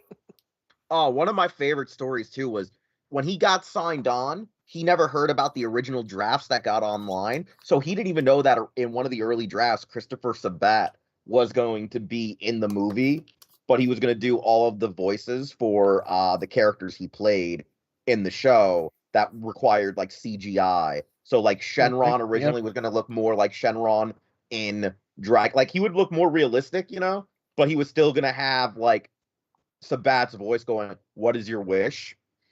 Supposedly Sabat does like the voice of the turtle. I didn't know that. I thought he didn't, but supposedly Turtle was gonna be Sabat. So Roshi's turtle was gonna be in the thing, and they were like, "No, that's not. That's too campy." And I'm like, "No, the acting." It's 80s manga. What do you want? It's 80s manga. What do you want? Yeah, but supposedly like Poir, Turtle, and the only one who was missing was Oolong. They dropped Oolong in a lot of the scripts. They did not care for Oolong as a character, which honestly, Oolong is actually ineffective unless you have Pilaf. Yeah, Oolong Poir. It was so weird when Oolong's in half of the original Z movies. I find that so odd. He was in. I don't know why they kept putting him in. Somebody liked him. We need to do a Dragon Ball tier list eventually. Hey, see if we get also, back to the tier SSJ4 list. Jason reminds us that I don't know. The movie went with I don't know why Shenlong he's trying instead to of get us Shenron. that. Yeah, Shenlong. Which is the proper Chinese, yeah. The only reason I feel like they went with Shenlong is because freaking Chow Yun Fat, if anything. Well, they also like, went with Muten Roshi instead of Master Roshi, so. Yeah, I feel like he and they did Mafuba instead of Evil Containment Wave. Yeah. But it was not a rice cooker. But from what I heard, a lot of that was Chow Yun Fat forcing that. Yep. Well, it's fine. It's fine. All right, should I get back to the tier list? Should we go back to the tier list and talk about good things like Power Rangers season that's soon to have has a soon to be Star Trek actor in it? Power Rangers RPM. The Power Rangers. Okay, so RPM. I did notice real quick. Eric Craig mentioned that someone's cutting out. It's because with Black Hole, if 3 people are talking, it drops one of the voices. So when everybody start overlapping, it's cutting one of them out through the program. So I'm keeping an eye on it, and we'll try to not overlap. Where's my Morphin 2010? Okay, Mighty Morphin 2010 isn't here because I don't really want to. I never watched it. It's not a new season. It's not a new season, so it's not on here. All right. Reggie Toy Lines will be here, but we're making the shows. RPM, man. If anyone needs a reason to watch Star Trek Strange New Worlds and is a Power Rangers fan that follows Power Rangers, Tanaya 7, Adeline Kane, is going to be in Star Trek Strange New Worlds Season 2, so get to it, folks. Watch some good Star Trek. Anyways. All right. Moving along. So, RPM, my opinions are kind of, I don't want to say sour, but it's definitely got more complicated because it is a good season. I think it's a legitimately good season, but I kind of hate what it has done to the fandom in terms of. Yes.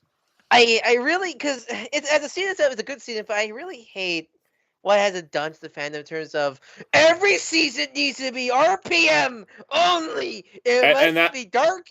It must be satirical. It must be the same as RPM because it's the best season ever. Forgetting that the only reason RPM existed is because the franchise was dead and the company was ready to bury it. Disney's like, shoo, go away.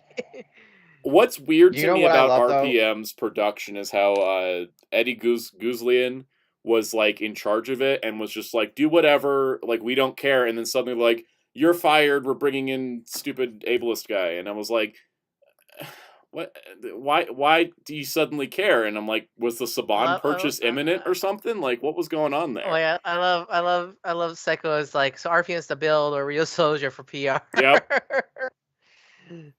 That being said, I like RPM more than Again, I think this should be a great season. I just I get annoyed at it now, sadly, is because Listen, of the Me and Please Wheels go. were talking about RPM last night. No, not last night. A couple nights ago.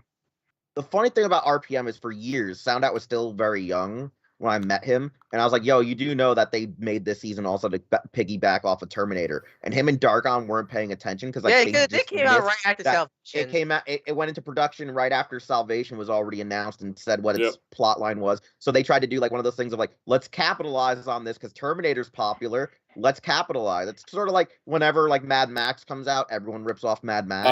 It's the reason why we got Dino Fury was because of Jurassic World. Yeah. Dino Charge came out around Dino, the first Jurassic World. Yep. Jurassic World Dominion was supposed to be out 2021, and so but it got delayed because of COVID. So Dino Fury was supposed to tie into that. So RPM was like, well, Mad Max is from this area, and you know we got Terminator, so let's combine the two. And like, it's a cool idea, but the problem is you're using it on Goanger, which is a satirical Sentai.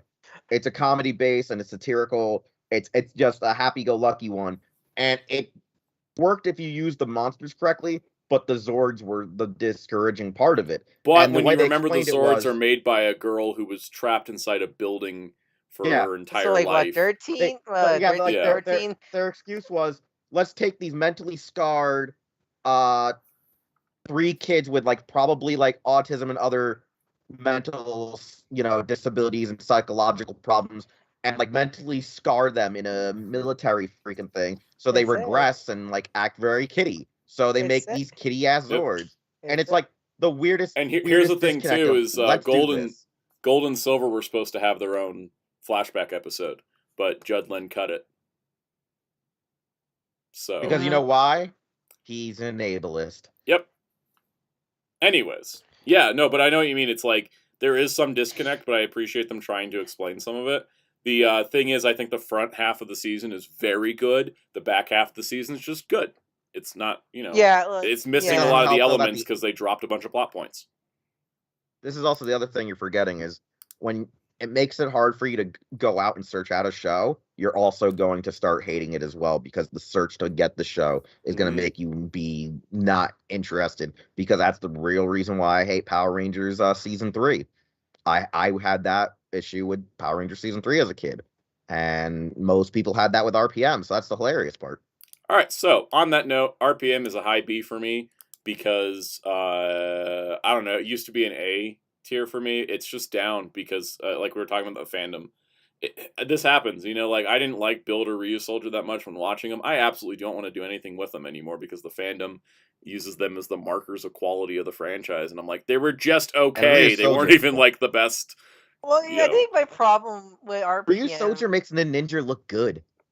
My problem with RPM is a lot of things that people praise it for. I think other seasons do it also. I just don't understand why RPM is the one that. I think the thing is that RPM, the things people praise RPM for, the dark setting and stuff, and it's like, yeah, but like, there's other seasons with darker settings. I think darker stuff happens in other seasons.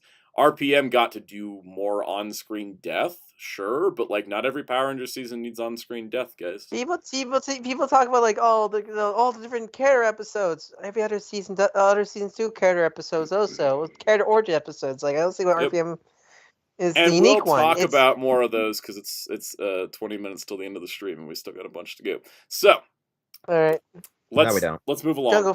Jungle Fury. I really like Jungle Fury. I like Jungle Fury a lot. I love it. Anyone says it's a bit of a messy. It's a bit of a messy show. It is messy. But you know what? Messy. I like it enough to put it in A. I'm gonna be real. It's going in A. I really like a lot of the character arcs, though, especially like Jared. Everybody had a character arc for one. That helped. RJ's the man. I love RJ. It's funny.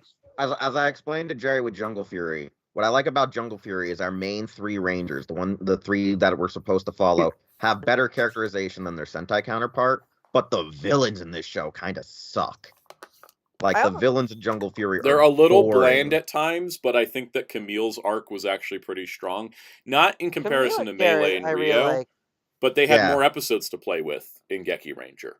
Yeah, no, I think the pro Jungle Fury is really the short episode Yep. length. The 32 episodes left some stuff to be desired.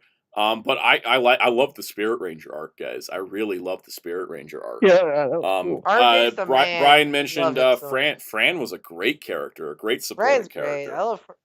It's nice to Um, have like someone who knows yeah. Ranger identity for once in these seasons. It feels like only people know their Ranger identities is near the end of the series, so it's nice to Frank Mhm. get to know around the middle half, which is refreshing. and we will talk about another one of those soon. I'm putting Jungle Fury in A. Anybody in the comments want to fight me on it? Go for it.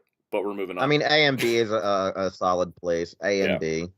B plus. You know, the Operation Triple H Overdrive. terminology. Operation I Overdrive. think Overdrive boy. this season, I need to rewatch eventually because I don't think it's as bad as people make it out to be, but I see a lot of the problems some people talk about it also. Yep. I think Overdrive was. I remember watching it. You know what?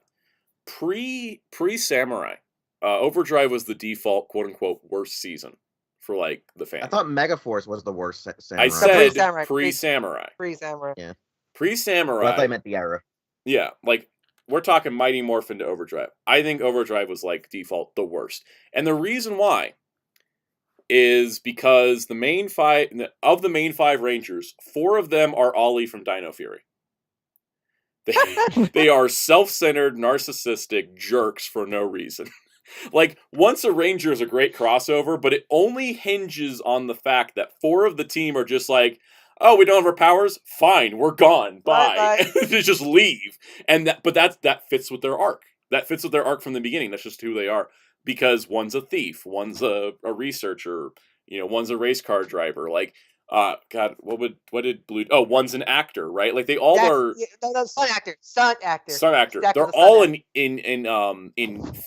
career fields that would give them a bit of an egotistical shine to it because they're the top of their career field thing, right? Unless your Daxu is shown to get shit on by his crewmates. Yeah, and so the thing is, but he thinks he's the greatest thing ever, right? And so the thing is that I think that that's what throws off Overdrive is that four of the Rangers come off self-centered, Taizan comes off preachy, and Mac's a robot. I do like Mac's robot arc. I think that arc where Mac discovers a robot It's a and good has this kind of very cold reaction to Harper. The was thing a that great people miss character about arc, Once a Ranger is not just they all leave the second they don't have powers, but the fact they come back without powers. That's the arc of Once a Ranger, is that they could come back and do something good. And it takes Mac to bring them together, and that's why he's the leader. And I think that's the part that some people miss in the character arcs, because after that 2-parter, the Rangers start working together better as a team, and they're not so self-insert, this is the job we're trying to do kind of thing. And so I think there's a lot of good stuff, and especially with the Corona Aurora plot, the different villain groups, even though there wasn't 5 different villains, like the theme song said, I think that stuff pulls the season together. No, there is 5. There is 5. There's not 5. It's 2 Fear Cats. You're already at 6. No, the 5th villain is Thrax for the faction. Yeah, Thrax is the 5th faction, but he's only in the 2-parter. So yeah, no, but I'm just saying they met their quota. They met their quota. Well, generally, to be fair, the Fear Cats came later with Taizan, so I guess that's why they came on 5 because there was. But there's still 6 of them because there's 2 Fear Cats. There's technically 3 Fear Cats. Anyways, it gets messy. But the point is, Overdrive I think also gets hated because it had a different musical style for its theme song. Just like Mystic Force has a different musical style for the theme song. I like the variety. I ironically like the Overdrive theme. It has a nice beat. I like the beat. I like the beat, but I hate the. I think the lyrics are a mess. They're not as strong as Mystic Force. They're a mess, but I kind of like how a mess they are. It's like that cheesy, stupid song I like. As I told Jerry the other day, the thing that Overdrive does the best, though, is like you said, they made the villains a little bit more connected in certain aspects, and they also made it that the Precious adaptation had a MacGuffin that they build up towards, versus Bokenger, where while Bokenger's a great character show and adventure series, kind of like episodic, you're getting to know the characters and you're having these fun adventures. Yeah, the problem is that all of the relics that they're chasing, all the relics that they're acquiring, they're not necessary until the finale. And the problem when, with like, Bokenger too is they're supposed to be treasure hunters, but all they do is sit at the base and wait for alerts. I also like. Actually, that's half the case. Is that 3 of them will be off searching, and the other 2 will be doing a B plot. It's like it's like American Dad. You'll have 2 Rangers going, yo, hey man, so I'm gonna learn how to make curry this week. Aren't the rest of the team off like fighting the monsters, trying to get Mjolnir? Don't worry about it. So, anyways, Overdrive is going to be just above. It's going to be just above Dino Fury Season 2 in the B tier because I know people are waiting for the rank. I also like Sentinel Knight much more than Zubon. I actually like Sentinel Knight. Zubon's just a Pokemon. He was deficient. Zubon. Yep. Zubon was a Pokemon, and Sentinel Knight was a full character. Until the Green Morphin Master, Sentinel Knight was my excuse for all the plot holes in Power Rangers. Also, Overdrive gave us Spencer, the butler. I love Spencer. Don't forget about Norg. Norg also, yep. So, yeah, that's Overdrive. Right, Mystic Force. Mystic Force. All right. So, what did I get called one time?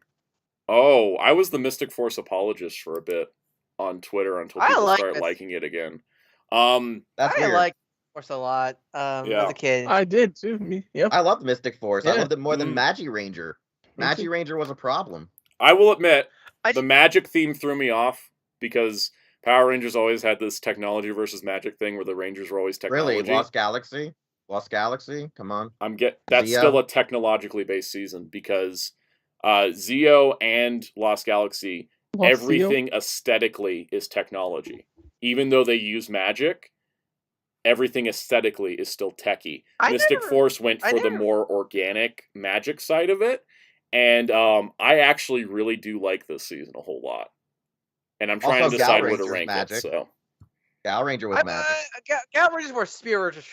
Yep, but they still look mechanical. The Zords still look mechanical. The Mystic Force Zords don't. They look more organic, and that threw me off. Well, but once I watched it, I loved it. So yeah. Mystic Force, I never got into Harry Potter, but I got really into Mystic Force as a kid, and especially for me, I think it has some of my favorite music cues in PR. The soundtrack for Mystic Force is top tier. Honestly, it's up there. It's like one of the best scores that we've ever had. I mean, the legitimate complaint is Nick takes up too much of the show in the last arc. But I also think they did give the other characters full arcs regardless of that. Planzander. Listen, you know what's funny though is that Vita was the moment, guys. Vita was the moment. Do you guys know what the funniest thing is though? Yeah. They approached the whole Chosen One thing though better than Magi Ranger, because if I recall, it was like the 5 were destined to do stuff, but Kai was supposed to be like the Super Saiyan of all of them. Mm-hmm. If I remember, I haven't seen Magi Ranger in a good minute. Well, they're like, you 5 are the future of the world. Kai's an idiot. He can't lead us. Versus this show where it was just Nick finds out he is technically Magic Jesus later on, which made for a better story with him just finding out rather than him being told every 5 seconds you're Magic Jesus. I personally prefer how they handle Korak over Wolkaiser personally and his Limbos. Real quick, Psycho is trying to be a smartass here. The Solar Streak Megazord being the only non-organic one out of a rest of line of organic Megazords does not count. Well, to be fair, because Daggeron does not become the train. There you go. Yeah, but no, he's saying never knew the Solar Streak Megazord organic. It wasn't, but everything else was. And if you're talking about when they were promoting the show before it aired, all they showed was the Titan Megazord components. And now that is my favorite Megazord of all time. So never take your first Titan instinct. Megazord is my favorite. Titan Megazord is my favorite Megazord of all time. It's one of my favorites. But yeah, I just Dagger, how they handle Liambo, which I just feel was they actually use it more. Especially the final arc where Nick was having that kind of evil moment and Liambo had to snap him out of it. And that moment where we have Wolf Warrior fight Korak, the purple Korak, was such a great moment. in the finale, in the final episodes. It was a great moment. Speaking of supporting casts, how about we talk about supporting casts? Udana, that sounds great. store manager dude. I need to Oh God, Ben. No. He was great. I remember from what I remember. He was just like this dude. I saw Ben. Phineas He was like a great. dude that got sick of his employees. From what I remember, right? Sound out. Read Ben's comment. Ben Odinson in the chat. I guess I'm also special because I never met my dad like Kai. Damn. I wasn't ready. I was going to back up to this. Matthews Lara said, "I'm the light." I thought this was supposed to be a franchise about team over individuality. I have another comment, a counterpoint to that we will talk about when we get to Mighty Morphin. Or actually, no, when we talk about Turbo. But anyways, Mystic Force had a great supporting cast, so that's why it's going to be an A tier. I thought about putting it in an S, but I don't think I can quite bump it to the S. It's still really good, I think. I think it's still good. It's still great. Oh yeah, don't forget Piggy. Don't forget Piggy. Just like one day, aliens will come to the Earth and populate and humans. It just literally he just quotes the entire thing of what happened last season. I'm like, oh, that's a great. Hey, if you missed last season, this is all you need to know. Speaking of last season, wasn't that great. How do y'all feel about SPD? I love it. If my dad was here, that'd be an S. For me, it's like a B or A. It's not my personal favorite, but like I still really like a lot of it. A lot still. Kruger is still one of my favorite characters in the franchise. Because I like Kruger in Deca Ranger a lot, but I view SPD Kruger is a little more of a stronger character because I think he has giving him the Grum. Giving him the Grum angle was what makes SPD Kruger better than Deca Ranger Kruger because he didn't have that. He didn't have he didn't have his main motivation for doing things besides I want to be a commander. Grum made Kruger better, and Kruger made Grum better. They were great. Mm-hmm. And then we found out Grum wasn't shit. Yeah, I think the weakest point for SV is the whole like, it was actually the Maleficence. The Omni story point. I think even with the Omni point, even with Ball of Light Sam, the production design on SPD was fantastic. The supporting cast was great.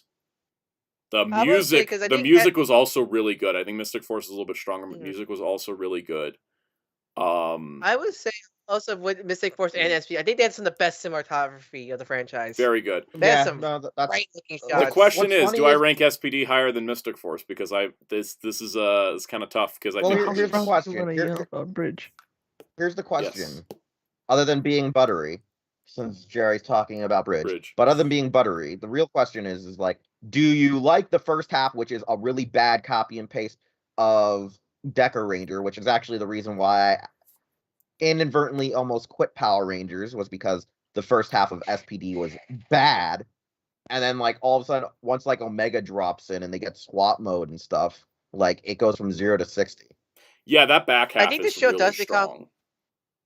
I honestly think the show does become a lot more stronger once Shadow, when Kruger becomes Shadow. Like round 8, you know 8 what? or 9, he shows up. It starts guys? Better, but I remember it really going. You know what, guys? Really SPD is going to go in S tier, and I'm going to tell you one reason. The episode perspective, where they used Deca Ranger footage repeatedly to show each Ranger's perspective on a mission during a debrief.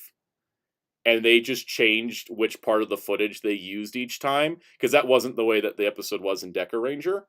That episode pushes it into S tier, because I have not seen Power Rangers do a perspective episode. This is a TV writing trope, where it's like something happened, and then you get your cast together, and then they're having to recount the story, and they all recount it differently. And I love the gag that like Bridge can't count correctly in any of the people's stories, and he says different numbers each time. Really clever episode to use pretty much only Sentai footage, but to tell a unique story in Power Rangers. Which one else? What was the main plot of that one, other than them trying to recount? That was it. That was the plot. It was just some nothing mission, but apparently like something went wrong, and so Kruger was trying to figure out whose problem it was. Was it? I think it was the episode before Omega, wasn't it? Yeah, it was before Omega. That's probably why I don't remember that episode. Because because I actually like how they set up. They were like setting up Sam for the whole those couple episodes of like Yeah. having his ball form be around the Rangers. But perspective goes to S tier. I think that because that episode is Also, really strong for another being reason why basically it has no plot. It has no plot like significance, but it's a great character episode and it's a great like storytelling trope that Power Rangers hasn't done before or since. SPD should be SPD should be S because it was when Kelvin Henderson became a major role in the franchise. It gave us the best actor in Power Rangers. He was in Ninja The best actor in Power Rangers who accidentally gave people strep throat at Morphicon. Oh my god, I am still pissed with him over that SOB. Him, oh guys, it's just a cold. Oh, I am so sorry. It's strep throat. I apologize. I thought I lost my voice at a concert or something. Nope, it's strep throat. Me looking at him. I spent an hour with this man. Yeah. Steven asked, do you prefer SPD to Decker Ranger? I take both shows about the same, but I think SPD's having a narrative where Decker Ranger was just cop show of the week. I think makes SPD a little stronger. I like SPD more because I like them adding the different squad. Like that addition of you guys are the B squad adds so much to SPD. And just that overall, that overarching arc of Grum and Kruger, the A squad versus the B squad, like all that stuff that Decker Ranger was lacking because it was police procedural. I love police procedurals; those are fun to watch. But like Decker Ranger, and we literally have a black Decker Ranger. I think Decker Ranger isn't as good as SPD because of that. I think SPD comes together as a show better. SPD has more advantage of having more world building in the series compared to Decker Ranger. Also, yeah, that's why I really like Piggy. I love Piggy, like literally just like one side character that's like this shady black market dude that like gets some victories but also some losses. Like he literally won the lottery and bought a food truck. Psycho O's said, which is better, Dino Superchargers ending or Kyoryuger's? So here's the thing: he knows how much I don't like Kyoryuger's ending either. But Kyoryuger's ending is better than the trash fire that was Supercharger's ending. So I was like, they didn't reset the universe. What's that? Yep. Kyoryuger's ending though is Kyoryuger's is the individual over the team because they had Kyoryu Red do everything. It's ridiculous. Anyways, all right, down there. Dino Thunder. Okay, this is a really good season. All time, this is our all-time favorite. Like they're S tiers for me. They're like half it is nostalgia, yes, but half it's I think just really great character writing in both seasons. Here's my hot take, guys. It's going right below Mystic Force, and I'll tell you why. I love Dino Thunder. I really do. One of the things that bugs me about Dino Thunder, and even though I think Dino Thunder is fantastic, actually, it's really good. The reason why it's below Mystic Force is because I had to save the S tier slots for some other seasons. It's still an A though. It's still a really good show. Mystic Force is only above it for music. I think both shows are really good. Stock music still. That stock music in Dino Thunder and Ninja Storm haunts me. It haunts me that I can just download that music at any time. Here's the thing for me is since I was 3 and 4 when I watched Down Under Ninja Storm. I see the chat blow up after my. Every time I hear the stock music, I just think of Ninja Storm Down There, so I can't digital it's to me. True. Their music was pretty much the same between both shows. Yeah, but to me, I'm gonna grab something to eat. I'll be back. All right, go for it. To me, those tracks are Dial or Ninja Storm tracks to me. They're not stock music. That's why I think of because a lot of memorable scenes. Because again, it's just due to childhood, but just like every time I hear that music, I instantly think of my brain. Whenever I hear that music, especially when it shows up in other shows like Transformers and Armada or the stock music is the only reason it's below Mystic Force. I know that's petty, but I'm gonna rank a season high because of because of its actual soundtrack in a minute here, but we're gonna keep going. By the way, if anyone's wondering why the stream's still going 2 hours in, we're finishing this. This is getting done. The music that Dial Thunder and Storm does have, I think, are great. Yep. Dino Thunder, Fire Fury mentioned the Dino Thunder opening. That is in my top 5. That is in my top 5 openings. It's really good. Dial Thunder have again, I love Mexico. I love Tom. Tom is like this is like this. I was Matthews obsessed Laura with said, Thomas. below Mystic, unsubscribe. Yeah, hey, I gotta rank him. Gotta rank him. Like Tommy's art, you know, like this. I remember as a kid, I was obsessed with Tommy as a kid because I think he was so cool as a kid to me. I think his character arc, being a mentor, mentoring Connor, Ethan, Kira, and Trent was great. I think Trent's arc is great. Kira's arc is great.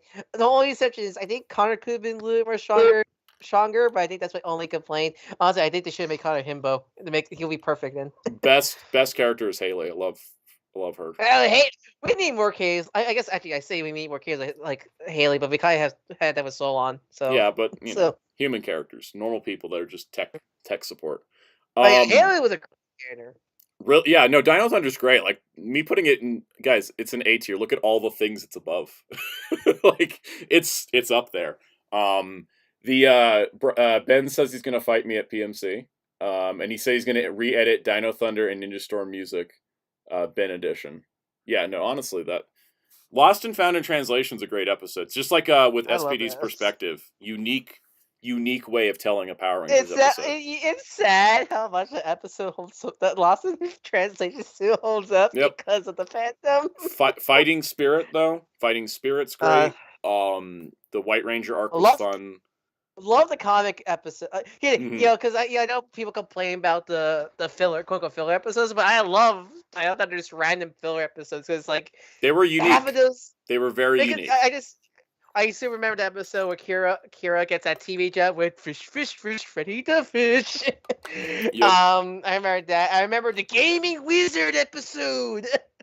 That episode was so stupid. I love it. That's the thing, is they were unique plots. They weren't recycling. Like, the problem with the filler in seasons Ninja Steel onwards is they recycled the same plots for all the filler between all those seasons.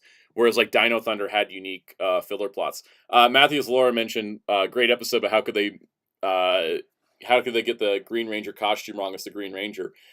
They did the whole Legacy of Power episode with clips from all the past seasons. I don't know how they screwed up the Green Ranger suit the way they did. It's just, I don't know. I like the silver stripe. I'm one of those weirdos that like the silver stripe. It kind of adds to the design. I want to know. I would love to be on the behind the scenes, fly on the wall for Power Rangers with some of the stuff. I kind of hate how people focus on that and not the actual really good character study of Tommy's character. Those are great. It's great. I don't even care about the suit because of how good that episode is. Yeah. No, Dino Thunder is great, guys. Now, here's where things get controversial. Ninja Storm. That season, I love this season so much. I have this is an S tier. This is why I was thinking in my brain. I was like, I know this will be controversial, but I got to do it. I do love Ninja Storm more than Dino Thunder because Ninja Storm has Lothor. This is the most I have. Ninja Storm, the terror that is Vexicus. Oh my god, Vexicus. I love Vexicus. Such a Moto Drone even had a story arc. All 6 Rangers are great. All 6. Oh, Ben says he no longer has to fight me. He has to shake my hand. There you go. All 6 Rangers, great arcs on all of them. Good supporting cast between like the Extreme Sports Shop and the senseis, and you know, really good storyline like with Hunter and with Blake and Hunter's parent relationship thing about how they're adopted and what happened to their parents, Cam and Lothor. You know, just other things like there's some great episodes like when they had their beach episode, and you can tell that they were ad-libbing a lot of stuff. I'm not wearing that suit ever again. Because Dustin was like, I'm going to become a bronze god. And then later on they go to Morph. And then Tori is just like, are you ready? Bronze god. And I'm like, I can tell it was ad-libbed. Ninja Storm, because Blue Baron mentioned I love Lothor. That whether that's an exclamation or the fact that was a great episode, like that was a great episode. Like I love the episode so much. I love it's like the chase from Shane, Dustin, and Hunter to the Cam and Blake fight. Remember they had the Mirror Universe episode where Lothor and friends were the good guys. They need to do that again. That episode was so great. I love the villains had their own like combined weapon at the end. It was all original. It was so great. What, you thought he was going to get smaller? This is why Ninja Storm is so high, because I think Dino Thunder is structurally a better season narratively, but Ninja Storm is the most quotable season of Power Rangers.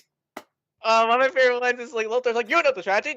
We made them. They pull them up. We make them grow. They blow them up. We do it again next week. Yeah, I love Ninja Storm. I think it's campy in the right ways. It makes fun of the franchise in a loving manner. It's like the Star Trek Lower Decks of Power Rangers, honestly. It loves Power Rangers, and it lets you know it loves it, and I love that. And that's why Dino Thunder, I forgot to mention Thunderstorm is a great crossover because both shows are so good. Ninja Storm is fantastic. Like that is one of the best seasons.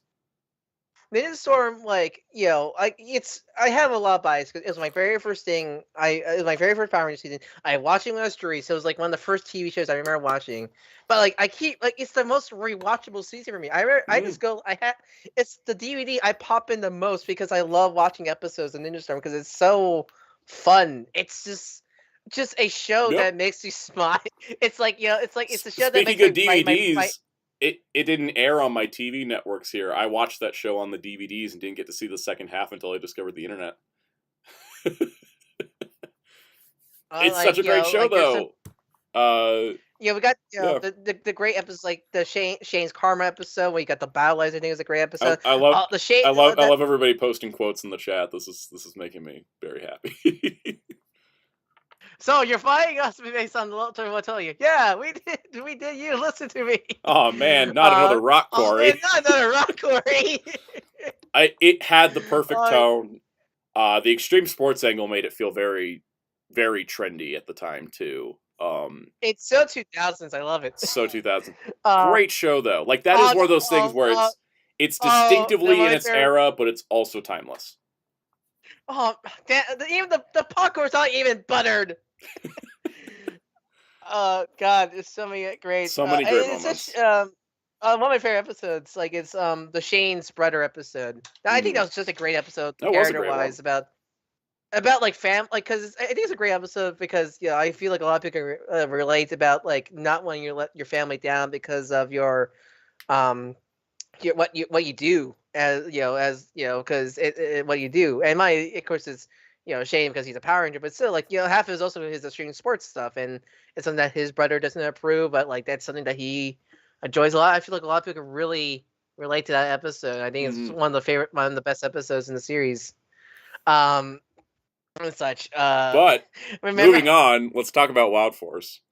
Wild Force, I think, is a really good season. Harper by some I'm not sure it's adaptation of Adage of Gal Ranger because I think here's the thing. Stuff before Samurai. Classic Org stuff all original, or was that all the Master Org? Yeah, Master Org is original, of course. Oh my god.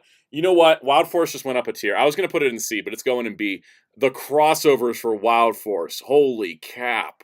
I'm not even talking about Forever Red. Reinforcements from the Future is probably our best crossover we've ever gotten. Because it actually continues the last season's story. Yep. Okay, Wild Force is going in B, just below RPM. I think they had a lot of good storylines, even if a lot of it was lifted. Even if a lot of it was lifted from Gal Ranger. Ranger's great. You know what? I will give Wild Force credit. They finished the Zenaku arc. Gal Ranger never wanted to finish off Roki. Well, really? Gal Ranger, all they do is they get the spell broken, Roki comes back somehow, and then they just kill him, and that's how they do it. And then we made that weird wrap-up that somehow he got a new body, and he just hangs out with Merrick now, smoking crack. I kind of like I like the things where a ghost. Because the thing is that Roki as a ghost, Zenaku as a ghost works great.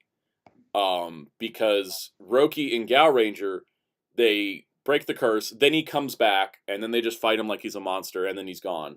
Whereas they broke the curse of Zenaku, and then they never see him again until the ending, when it's him and Merrick on a little spiritual journey thing. And I think that was... Which would have been funny, though, if he would have just popped up to help them fight Master Org. But they were like, no, we got to keep to the Sentai footage. Yeah, no, Well, and I just think Zanaku's not even there. I think he is just pure spirit ghost. Okay, this is gonna sound weird, guys, but the reason I would say like Soundout it deserves to be somewhere in between B and C is because even though I've met most of the actors and they're like really cool people, their acting like for majority of them sucked in that show. Part of the problem is and the I know directors, because Yeah. I think Linkara actually like broke it down really good that like the dialogue sometimes feels written with like it's subtitles on a screen, like where there's random pauses. Spaceship. Like, I never been on a spaceship or something before, like that. yeah. And I think that was because, and then one thing I did notice, because I looked into this, unlike Dino Fury, I don't care who it will let, but I looked into it, that the writers and directors changed from Time Force to Wild Force, because Time Force was Union and Wild Force wasn't. And Wild Force had different directors, and it wasn't, they split it. Instead of the director being the same instead of the director being different for action and the rest of it, they just start using the same directors for all of it. So you're getting a lot of Japanese directors directing actors in English for dialogue scenes, which is where some of that like weird disconnect with how the dialogue delivery is, because they're asking for a specific like way of it being said, and the actors just kind of have to go along with it. Because yeah, I mean, Ricardo Medina Jr. was better in Samurai than he was in Wild Force. I think not necessarily he grew as an actor, but because they had better directors that were like more used to English. Because I think that was a lot of episodes of Wild Force that are just directed by a sole director instead of there being a second unit director that would usually be the Japanese directors. Because a lot of the Time Force directors didn't carry forward. So I do think you talked about like what Wild Force did originally. Because if Master Org, I think, is a great villain, and how they went with the whole Cole's parents story, I think is great. Like they're dead. Like I like they're actually dead. Speaking of characters with death and a gravestone, that happened in Wild Force, not RPM. Nobody had a gravestone in RPM. Yeah, I think how they handled that whole story arc with Cole's parents and Master Org was done very well. I really got that game out. As I was telling, what was it, Kaus this weekend, one of the funniest things is that, like, in Gao Ranger, the thing of Master Org is that the Dukes themselves are like a giant senate that just will summon together. Like, they're just a huge senate that will just assemble to create Master Org. But Master Org himself is just a political vote, and they just send out whoever they think will be the best leader for the team at the time. So that's like why we had like Mandalok, Nazor, Renta Axe in the Japanese footage, was because it was just a council of them going, all right, it's your turn to lead. Let's don't F this up. And then when, crap hit the fan, they were like, we will become Senki, the 100,000, blah, blah, blah. And then bam. All right, so now we enter dangerous nostalgia territory for me, because this is my era. My childhood era, like my actual like legit childhood era of Power Rangers. Time Force. You never had a childhood. You were just like born as a 13-year-old with 3 testicles about to drop. Yeah. It's true, the best acted Power Rangers season out of all of them. Time Force. This one legit has the best acting of any Power Rangers season. It's the only. It was the only Power Rangers season until Dino Fury that was SAG approved. It was a union production. I really like it. I love a lot of the original footage. Crossover with Lightspeed was pretty good. The villains really sell it with Ransik and Nadira. Ransik, Nadira, and Frax. I think are great villains. Honestly, I think they're my favorite villains in the series. So I don't say this with any disrespect, because even though there's good acting, Matthews Laura's getting ahead of me almost here. Half the Ranger team don't do much. The main story goes to Ranger. Jen, Wes, and Eric, and then Lucas, Trip, and Katie are just kind of there. Which is a shame. To be fair, I think Trip does more. I think Trip does more than Lucas and Katie. Yeah, Lucas barely does anything. Which is why Lucas his is so bland. Can't be held together because he has no personality. Lucas is so bland in Power Rangers Time Force that when you go and you start watching Time Ranger, you're like, oh my god, I love ISA. I love Domon, who is Katie's XP, because Domon is a dude, obviously. I think I think Time Ranger, because I haven't watched Time Ranger, but everything I heard, Time Ranger's got the better Rangers, but Time Force has the better villains. Well, yeah, because Yeah. what they did Yeah. was Oh, because Gluto in- was it Gluto? Gluto was the Time Gluto Ranger was the villain? leader, and he was like a straight up old school like kingpin mafia boss who's just in it for the money, in it for the property. He's straight up Yakuza. He's just straight up Yakuza. And then Geen is like a mentally challenged alien that he took care of that like got beat up and killed, and he put him into a robotic body, but the robot body isn't taking to Geen's brain and the cybernetics in his like I guess heart aren't taking. So he's just a psycho. He's so psycho that he just wants to kill things now. And that's why he's like technically the de facto main villain by the end of the series, is that he goes on this murderous rampage killing versus Rancic being the mad king. Yeah, versus Rancic being the mad king who's been super discriminated against and beat up his entire life. And he's just like, F it. Let's burn it to the ground. Kill everything. So on that note, Time Force, for acting, Time Force. production value too. They would shut down parts of LA to shoot stuff. Also, really impressive. Don't forget who's Wes's dad. Mr. Collins. Yeah, Mr. Collins. Who is Mr. Collins? Anyone Albert, watches Fox Kids? Edward Albert Jr. But who else was he? Everyone, this is trivia. This is trivia time. You guys got to do it. All right, come on. I'm gonna say it. I am the Daredevil. He was Daredevil in the animated. Daredevil. Yeah. He Yep. was Daredevil, the voice of Daredevil. Albert Jr. is I didn't a know very that. prolific actor. My favorite though is right before Time Force, like right before they were going into production. I don't know if it was just irony, but he was in an episode of Walker, Texas Ranger, where he kidnapped a bus and held it for ransom. And what's one of the first episodes they bring him in on? A kidnapped bus. I feel like they just saw that episode of Walker, Texas Ranger, like, hire this man for the irony. Yep. You know, there was a weird moment when I was rewatching Time Force recently where I recognized, for once I actually recognized the actor. I recognized Midnight Noji, who's well known to play Karai in the first Spade Turtles film and voices Alopex in the 2012 Turtles series. I was like, when I first saw the episode, I think it was the Lucas Racing episode with his rival. I recognized her. I recognized her. I had a double take. Like, is that who I think it is? I checked the credits. Like, oh, guys, Midnight Noji. I actually recognize someone for once. Because Time Force was SAG approved, you get a lot of LA SAG actors in there that you know from other things, which elevated it. Well, I mean, Vernon Wells. Vernon Wells, let off some steam, Bennett. I will. This is what I'm doing. By the way, Time Force is my utmost favorite, personally. But I'm gonna put Time Force above SPD in the S tier because it's pretty dang. No, good. yeah, fair. I think unlike RPM, I think Time Force still earns its. It holds up. Great. It holds up pretty good. Yeah. boy, does it. Mm-hmm. Yeah, it earns it more than SPD ever did, because SPD still has a lot of All right, guys. All right. Lightspeed Lightspeed Rescue. This is a tough one. It's a Lightspeed, I B. think- Okay. Carter Grace is an S to me. I'll tell you about it. I think Lightspeed Rescue is underrated. I legitimately really It's like enjoyed. solid B. I but really Carter enjoyed. S.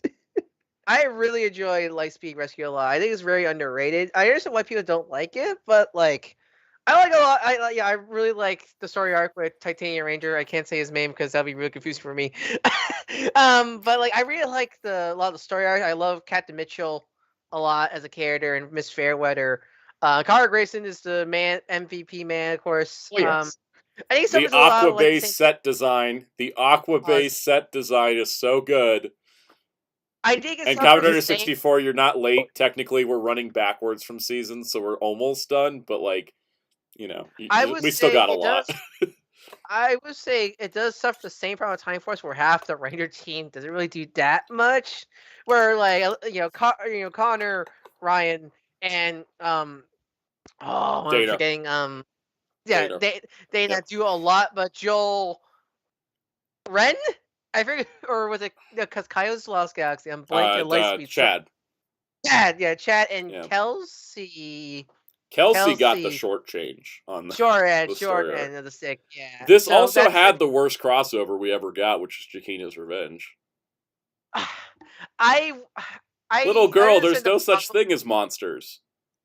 I laugh at that line more nowadays, but I understand the problems of Tricky's Revenge, definitely. But it's that kind of nostalgia bone because that was on the Best of Power Rangers DVD, that was the episode I watched the most from that DVD, so I kind of like it because All of right. kind of like Let me it. chime Okay. in, guys. Okay. What's your thoughts? I watched I was Lightspeed gonna say. Rescue. Lightspeed Rescue was the season that aired when I was 5. Okay, this is the season I got the toys of when the show started because I was 5 and I was really into Power Rangers. So this show, even if you bring up problems, I'm gonna mostly shrug them off because I was 5 when the show aired. We're gonna rank it. All right, we're gonna rank it. I gotta rank it. It's gonna go right I think below A. Dino Thunder. Yeah, I think A is a good place for Lightspeed. So I think it's an A. I'll tell you something because this is a funny thing. I grew up with Lightspeed Rescue, ate this crap up. But the thing I noticed as I got older, what deterred me from thinking it's like fully like S, and I sometimes will bounce between B and A, and I usually stick to the B, is that one of the biggest issues is the production is great. The acting is mostly great for the actors who get characterization. But one of the biggest problems with the show actually is the plot holes with Ryan are awful. The plot holes on how he got kidnapped by Diabolical make no sense. I think it's awful. I feel like because I think I like the idea of the deal of the devil.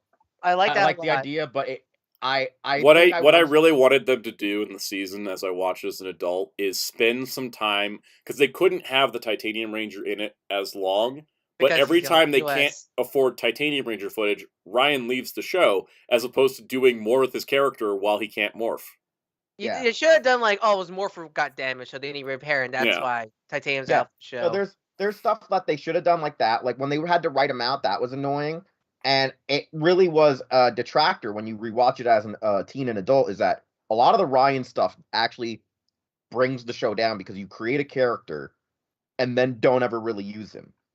It's yeah, because it's so frustrating. Because as a kid, I watched because I got the VHS of the whole Cobra saga of Cobra saga. So it was I watching those episodes, especially the finale where they get the Max Soul Resort. It was so cool. But then after watching where Ryan leaves, it's like, oh, I like where that was going kind of scenario. All right. We gotta move on. We're just gonna leave Lost Galaxy to you because we know how much the season means. Soundout's just gonna say it's S tier. Go F yourself if you hate it. Yada yada. Moving along. Okay, I gotta. Okay, if we spend all Got this a lot time of on good seasons I memories of don't Lost like, I gotta Galaxy. talk about why Lost Galaxy is my favorite season. All right, I'm just gonna. We know this. We know you just. We know it's this. this. Okay, I did not yell about a Quasar Saber last week for anybody to question if Lost Galaxy is my favorite season. This is undeniable for me. Okay, so it's Star Trek but Power Rangers. All right, that's superficial, I know. Okay, but like It's more is. Star Trek. I like it. Space. It's more Star Trek. If it could move, But poorly assembled and poorly made. Exactly. The GSA is basically Starfleet. I love all that stuff. The aesthetics. I love that they said, let's say, screw it, we're leaving Earth in the first episode and not coming back. Lost Galaxy has the mission. Was it the mission episode? Yeah. The rescue mission. Episode. The rescue mission where they find the Galaxy book. Yeah, let's just do Alien. Okay, cool. Space horror. I love space horror. The way that the show just completely threw out the book on making Power Rangers and decided to just do something different, I will always appreciate. The problems the show ran into was it ran out of money. It lost an actor because Valerie Vernon had to go get treatment for leukemia. Haim Saban did one decent thing in his life and kept her on as a series regular so that she would get payments so she could afford her leukemia treatments. So I have to give Saban credit for that. But I want to mention, I don't understand why people put down this season because of the behind the scenes trouble. That's like outside the behind the scenes trouble.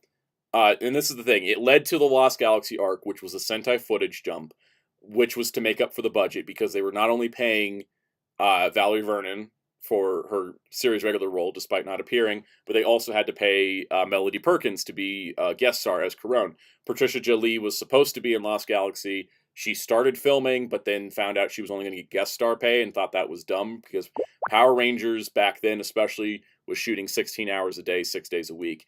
You don't want to get guest star pay on that. Melody Perkins was like, okay, we're going to do this. Yes, Starship Trooper costumes. A lot of studios picked up Starship Troopers props at an auction. That's why they showed up in like G Savior. But all that stuff, all the production stuff, it did hold it back. But guess what? Most Star Trek shows have behind-the-scenes trouble that hold it back, too. Star Trek Voyager had network demands that they couldn't meet.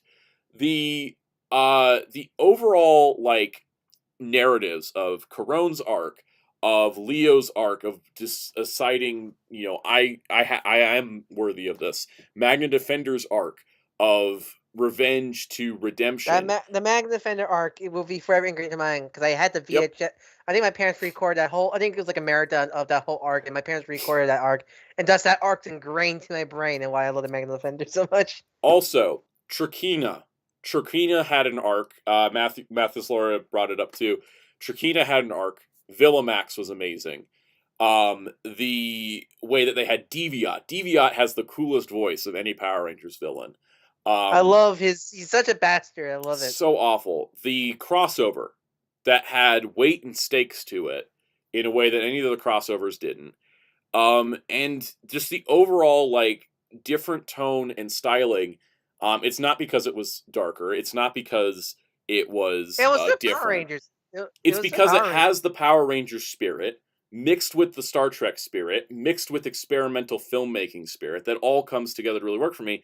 And that all comes down to the character of Mike, the Magna Defender, who is my favorite character in all of Power Rangers, because I really, really like the character arc he went through, where he was willing to sacrifice himself, went through the redemption arc of the Magna Defender, got the powers, owned up to it, lived up to it, and sacrificed those powers to save a colony of people who were basically enslaved. There was a whole episode about slavery in Power Rangers, and it's really good, and I really did enjoy the season. Yes, probably it could have been better. Do I think it's the best produced Power Ranger season? No, but in terms of my absolute favorite season, this is it.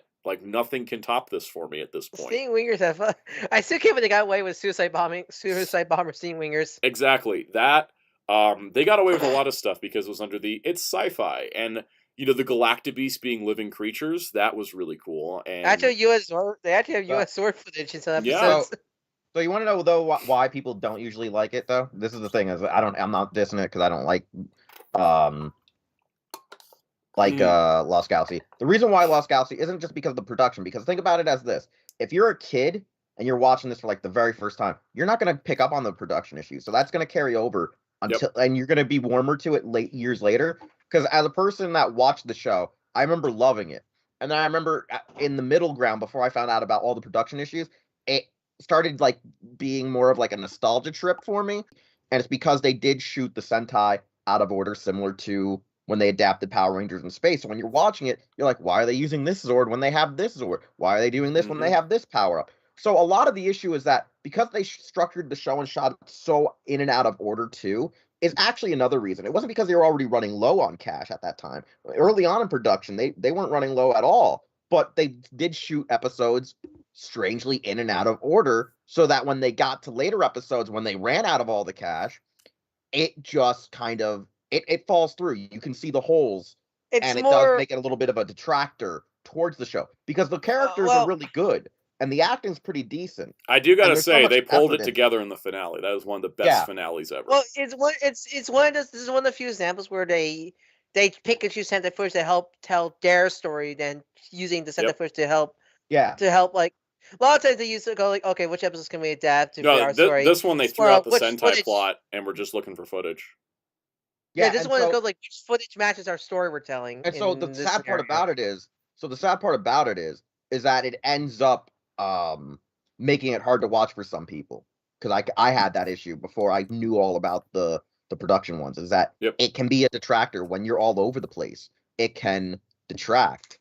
If it's something you notice, right? A lot of people won't notice it. But yeah, I was going to bring up the Battleizer because Muteki T brought it up. Psycho's He said what I basically think is like, I hate Leo's Battleizer 180 when I process what he did with it in the final. I like the story for the Battleizer. I like how he used it in the final battle. It's not the prettiest thing. Yeah, it's one of the weakest I Battleizers. kind of like how like alien power loader is. Like Speaking of kinda, sci-fi, I like. I just find the thing I find funny is the mega boots. I like the mega boots are funny. All right, so on that note, we got eight seasons left to rank, guys. All right, do you want to quick fire these? I think enough has been said about these next few seasons. We don't have to talk about them as much. All right, Power Rangers in Space. Oh God. I apologize to everyone out there. Yeah, I love it. It also doesn't age real well. I even though love it's a great In show. Space. It was the first season I had toys for. I probably watched it first. My earliest Power Rangers memory is the Psycho Ranger arc VHS tape. I like a lot of episodes. Again, Corone and stuff. This is just above just below Dino Thunder, and I'll tell you why. Okay. Same issues Lost Galaxy had, but even more prevalent. No, there's a bigger problem with In Space, and why it's hard to rank it higher than A. Is it because it can't be standalone? You have to watch every other season before it. The problem with In Space is, unlike any other season, including Zeo and Turbo, you cannot jump into In Space without knowing prior stuff. Man, it was really confusing the kid when they include the final episode in the Best of Power Rangers DVD. Right, because Countdown to Destruction is the culmination of 6 seasons worth of storytelling. I think it's great. It's a really well done season, only if you've seen the previous 5 seasons. And that's the reason why it's not S. It's the same thing that Dino Fury has the same problem, where it relies, like, I watch it, I'm like, oh yeah, I get that, but I look at that, I'm like, is someone that didn't see that stuff going to understand anything that's going on? Like, is a little kid going to understand it? Yeah. Yeah, exactly. For example, with In Space, for me as a kid, my favorite Rangers were Andros and Zane. As an adult, I like TJ and Carlos more. But the thing is because as a kid, I hadn't seen the Turbo episodes of TJ, Carlos, Cassie, and Ashley. So those characters didn't click for me because they had most of their story arcs in Turbo, and they're just building off of it to In Space. I also like how Carlos goes from being like a tool to being like a serious guy. Yeah. Once we get to In Space, like, he was originally like a joke. He shaped up once he got, into a serious situation. But the thing is, for me, I can't recommend. For me as a kid, In Space was kind of my first season. Even though the Mighty Morphin movie was around that because of VHS stuff. But like, In Space was my first season, and I gravitate towards the new characters, not so much the older, the brought over. An issue for Lost Galaxy. No, because Lost Galaxy gives you everything you need to know. It hints at a larger universe because of the mega ship, because of people.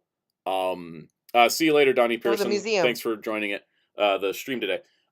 Lost Galaxy gives you all you need to know, and the crossover just brings in another team of Rangers, and it tells you everything you need to know, whereas In Space is running off a cliffhanger.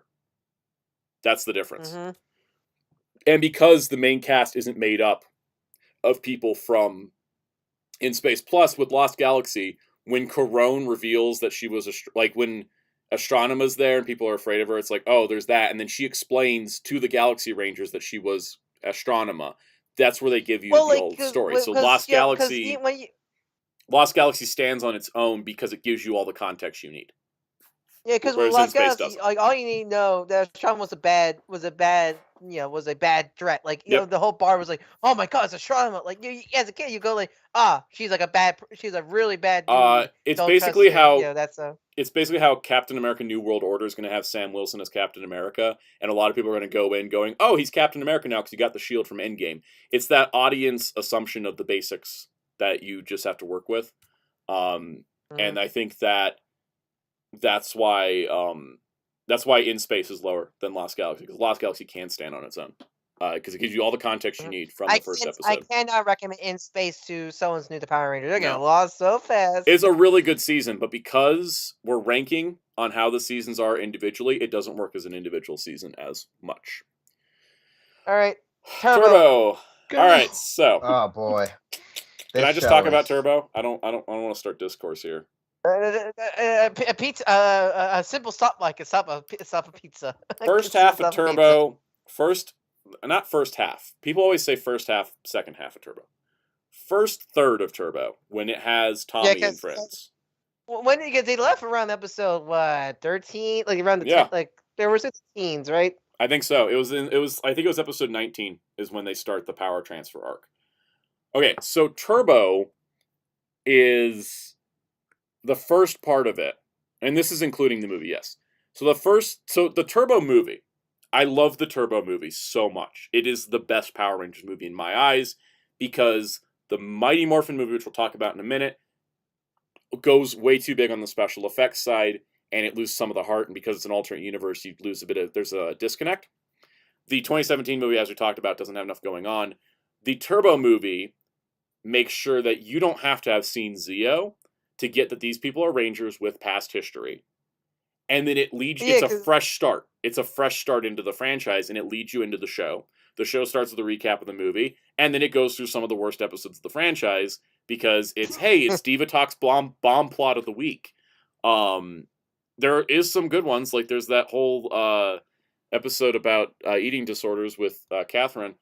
But once you switch over to TJ and crew, and then once Carol Hoyt leaves and Hilary Shepard Turner comes back to Diva Talks, frickin' this show gets great. I honestly think the movie's good.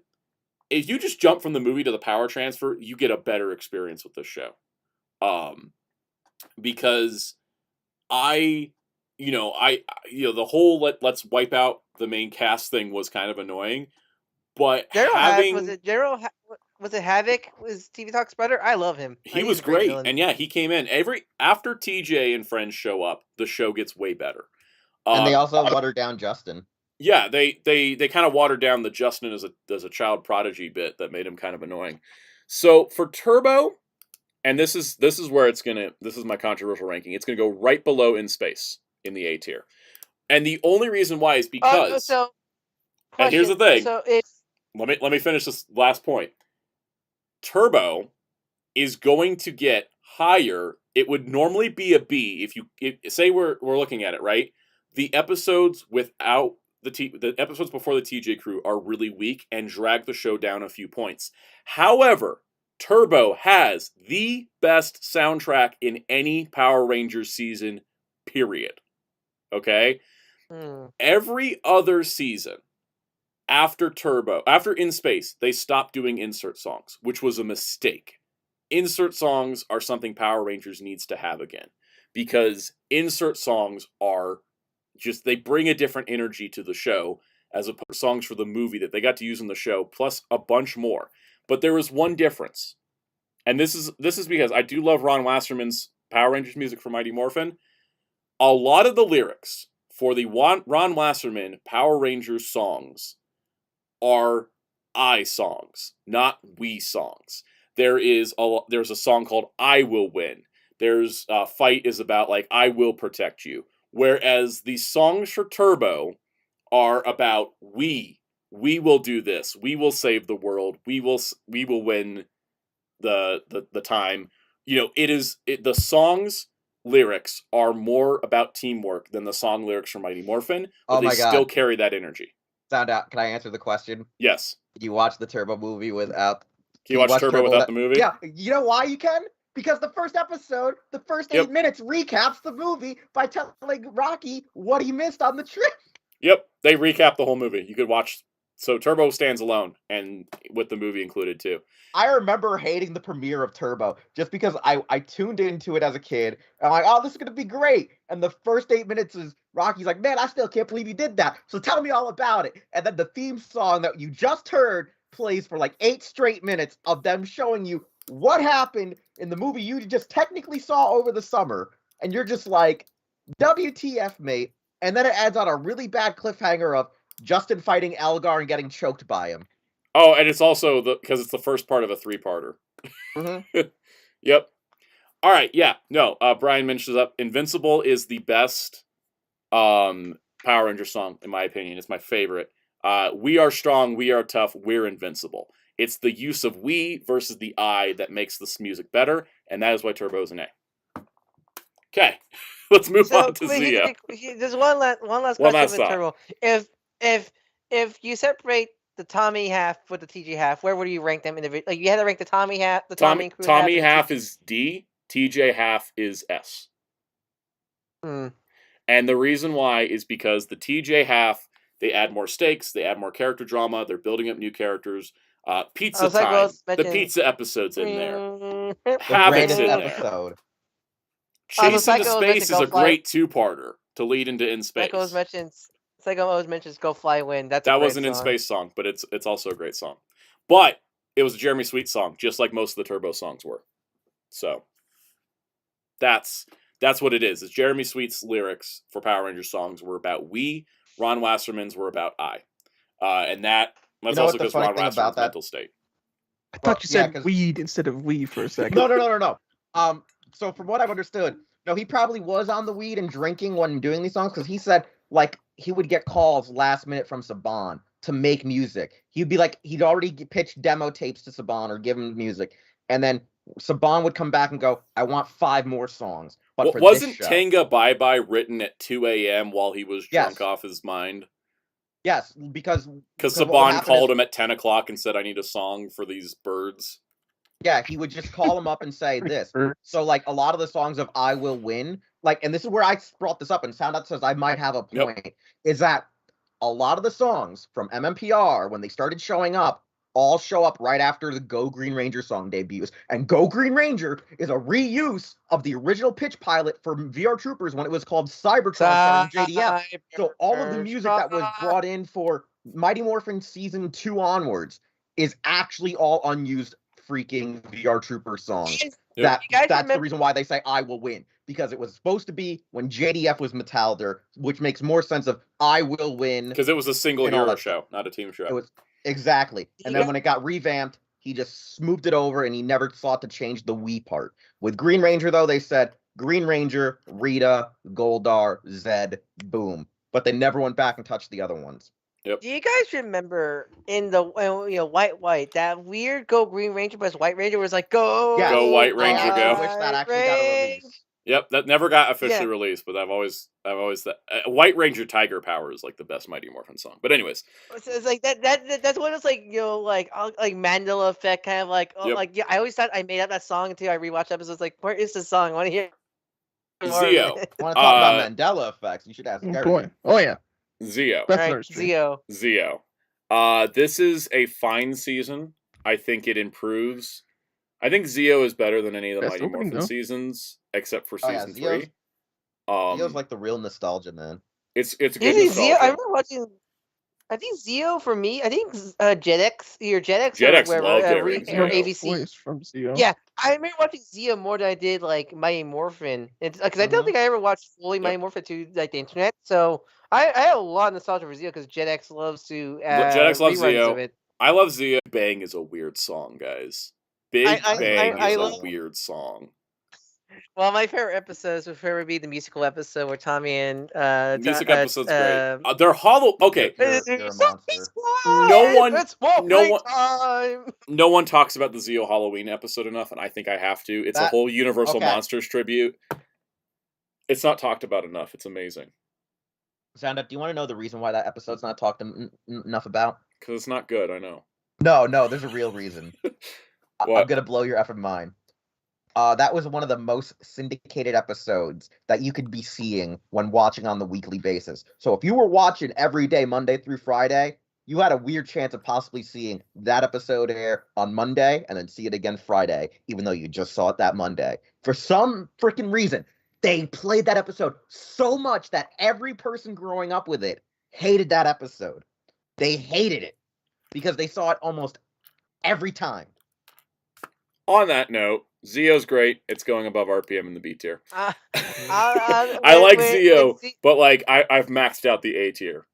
I don't know why. We're I don't capped know with out Zio. there. I just remember one of my favorite lines. I remember a lot. I think it was Zio with the Christmas episode where you're rocking your That one items also like. got What's he? spammed a lot. Yep. Oh my Oh, god, the that- Christmas I don't episode's think- amazing. I think it was Oh like my- Rocky. I think it was Rocky was like, what is even Kwanzaa? Or something Yep. like that. I quote remember- that line uh, so much that people are like, "Wheels, stop being racist," and I'm like, "Oh, wait till you hear the real history of Kwanzaa." And then I spin it into an actual history of what it is, and people then get really concerned. Yeah, the concerning part is how Tanya celebrates Kwanzaa.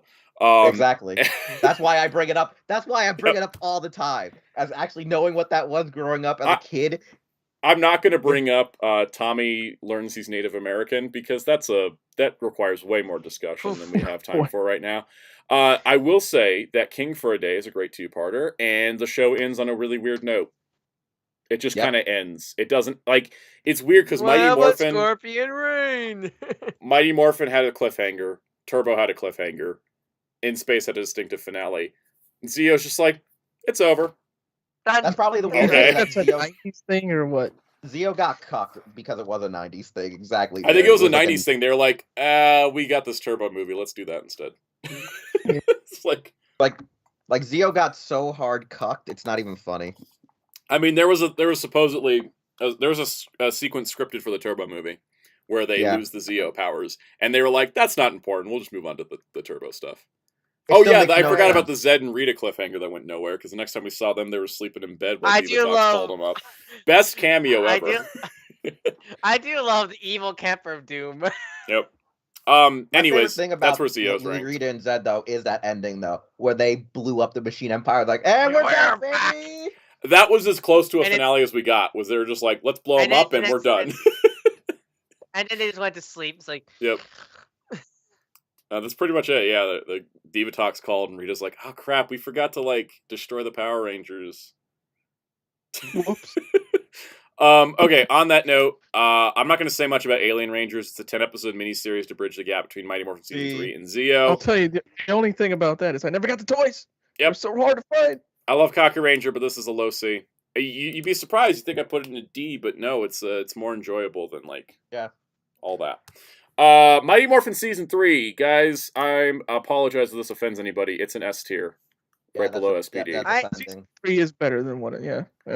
I Trees love 3. out all the Mighty Morphin stuff. I remember watching 3 the most as a kid. I just vibe with 3 more. I have to because it's a Ninja arc, Rito, Master Vile, Cat's whole introduction arc was the best. Cat's arc in Season 3 is the best power transfer arc we ever got. Everything else was done really quick, right? Mighty Morphin, it was because of pay dispute. Actors dipped. Zio, Brad Hawkins handed Jason the power staff without demorphing, and it was done. And then even later on when we pass powers, it's just so quick and arbitrary. But with Season 3, they're like, let's set up Kat as a character. Let's have Kat and Kimberly know each other so that Kimberly goes, I'm going to give you the powers. Now, Turbo did do this with Carlos and Ashley a little bit, because Carlos and Ashley, because many people may not know this, Carlos and Ashley appeared in an episode. I think it was 2 or 3. But Adam met Carlos, Tanya met Ashley, and so when it came to actually transferring the powers, TJ and Cassie got the focus because they were new, and then Adam and Tanya were like, oh, we can pass the powers to Carlos and Ashley. So that was a little bit better too, but I think Muteki T, the Kim breaking up with Tommy through a letter, that was Zio's problem, and that's why Zio's in the B. But Kim, good old Dear John. Kimberly having a whole arc, and then Catherine having a whole arc, not just to get the powers, but to learn the powers too, was really good stuff. You know what the thing I think is the biggest problem though, the real detractor I have with Season 3 was that they went so old school, serialized mini series that you had to go and watch. There's so many everything is a 5-parter, guys. Everything in Season 3 is a 5-parter. Even if it's not labeled as such, it's a 5-parter. Yeah, that's one thing I really do not like about the show, is that everything is such an old serial school style of here's the next chapter. That's what I like about it, but I can understand why someone wouldn't like that. Because if you were a younger kid like me and having to go around and stuff too, like school, home, and yada yada, you would miss parts of the episodes, because this season also was one of the few seasons that aired Monday through Friday new episodes versus Yeah, those two being back when it was aired weekend, Saturday. right? Guys, 20 out of the 33 episodes are multi-parters. And they aired like all not on Saturdays. They aired on your Monday through Who structures Friday. a season where 20 out of 33 are multi-parters and the other 13 contribute between multi-parters? Exactly. I You mean, get lost. Was Wild West Rangers That was season 2 or season was that 2. season 2? That was season Alright. 2. One A Friend in Need one of my was favorite season moments- 3, and that was the worst part of the season, but the rest of it after that was better. Is it because of Masked Rider? Yep. I will say, like, even the one-off episodes, the Lantern episode, the Cabbie episode, the Christmas episode's even a good one. Like, they help That's great. Santa, like, liberate his elves and stuff. It's great. Some great Bulk and Skull moments in season 3. Bulk and I wish you Skull's got that whole, full. let's try to be cops and be bad at it thing was great. I wish they released that full song of the Bulk. I wish Shape they It released Up, the full Bulk song and of the Bulk and Skull? Skull theme. Yeah, And you know, that's the other Shape thing, It too. Up. I think season 3 had the best songs between, like, Tenga Bye Bye and the Bulk and Skull one, and yeah. I still love when the villains took over. They literally have a raid party in the juice bar. They have a conga line. That's one of my favorite moments. Yep. All right, so I'm gonna roll through these last couple. This is more Mighty Morphin. The Mighty Morphin movie feels disconnected from the rest of the franchise. It's gonna go in B. I think it's still pretty solid. I love the production design, and Ivan is great. So it's gonna go B just below Zeo. The Black Plague. So, anyways, Ivan is great. I don't think I need to say much about that movie. It's great. It just feels a little disconnected because it is its own universe. What's wrong with the dated 90 CG? That's the other problem. That doesn't hold. That part of the why I like the Turbo movie more is the practical suit work. All right, Mighty Morphin season 2. I think this season suffers from two things. The actors leaving due to the pay dispute. It's sudden, and suddenly you get. And as a kid, I don't. If I saw those, I don't even remember seeing the episodes like in the transition point before the power transfer. But it's really awkward watching it as an adult. The dub voices, because the dub voices don't match Jason, Zach, and Trini. My favorite is how racist they made Trini sound. God, the Trini voice is actually offensive. Was it? So was it like hilariously this? bad. Like stereotypical Asian woman voice, Yep. right? It was they bad. also It Zach's sounded if voice they was told- like stereotypical black man voice too. Like here's the best way to explain it. Twee Trang sounded like an impersonator who was told to sound like a 50s like dub. Yep. Like, oh yes, just Yep. like that. Kind of like that. The so that hurt the show, and the other thing that hurt the show was actually there's three things. Psycho's mentioned this too. Yep. The That's monsters, they didn't have the monster suits from Die Ranger, and because they were using the Yep. Mighty Morphin suits, it would be like clean filmed in L.A. Park on a movie camera, punch, and To then it would Japan. cut to grainy ass Die Ranger footage, and then it would be the reaction, and it doesn't Except work. for White Ranger. Except for White Ranger. White Ranger was the only because stuff good that looked timing. good. And then the third thing that hurt it was having to film the movie, because Australia! suddenly the Rangers are on a trip to Australia, 3-parter for the wedding, We're It half is- That's true. reused clips. and half of it's reused clips because they're stuck, because the Ranger actors are filming the Was it movie. really 3 parts? Yeah, no, Yeah. the wedding's 3 Oh parts. God.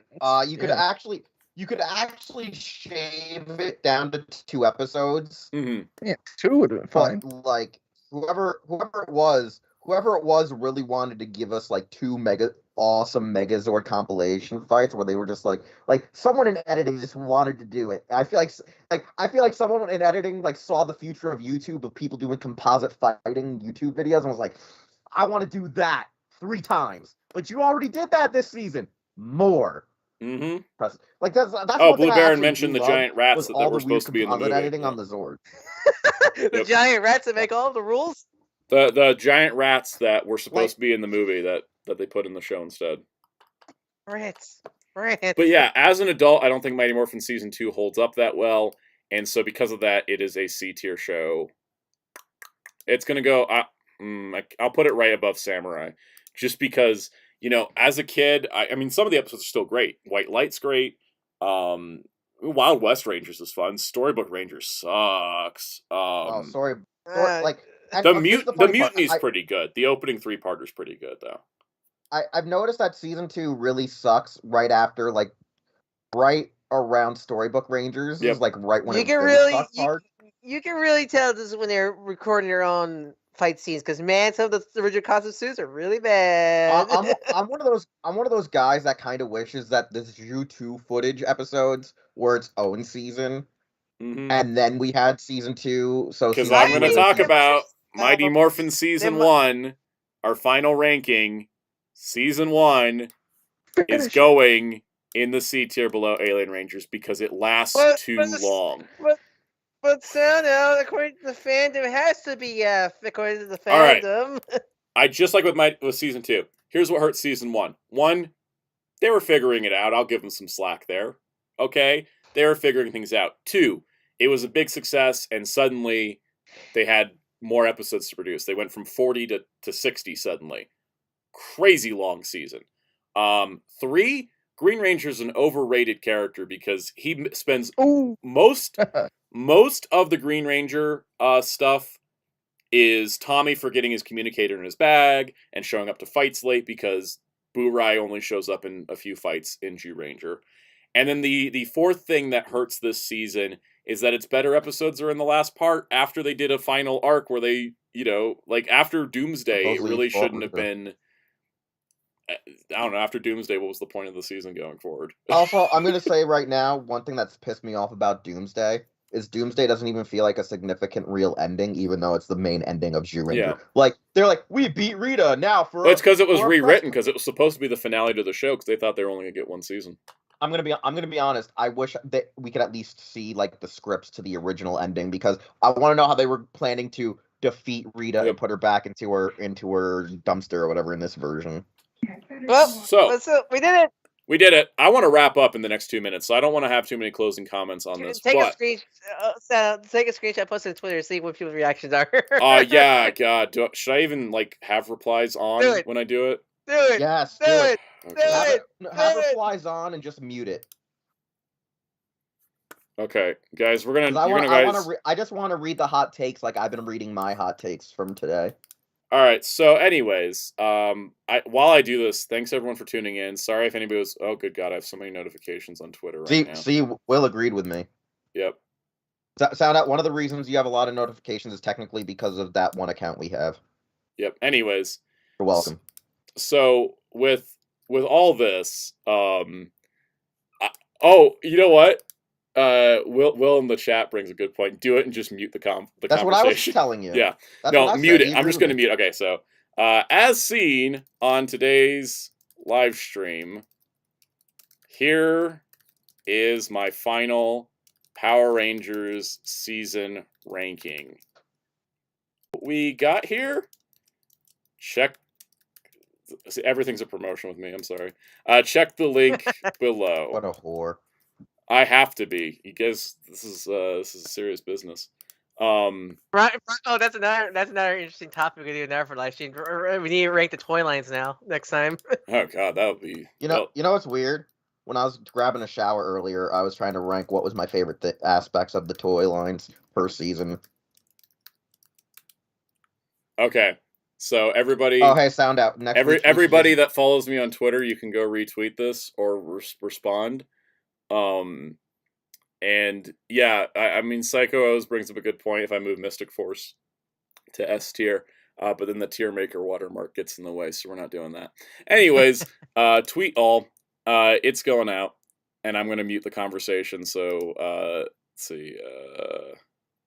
Can I not anymore?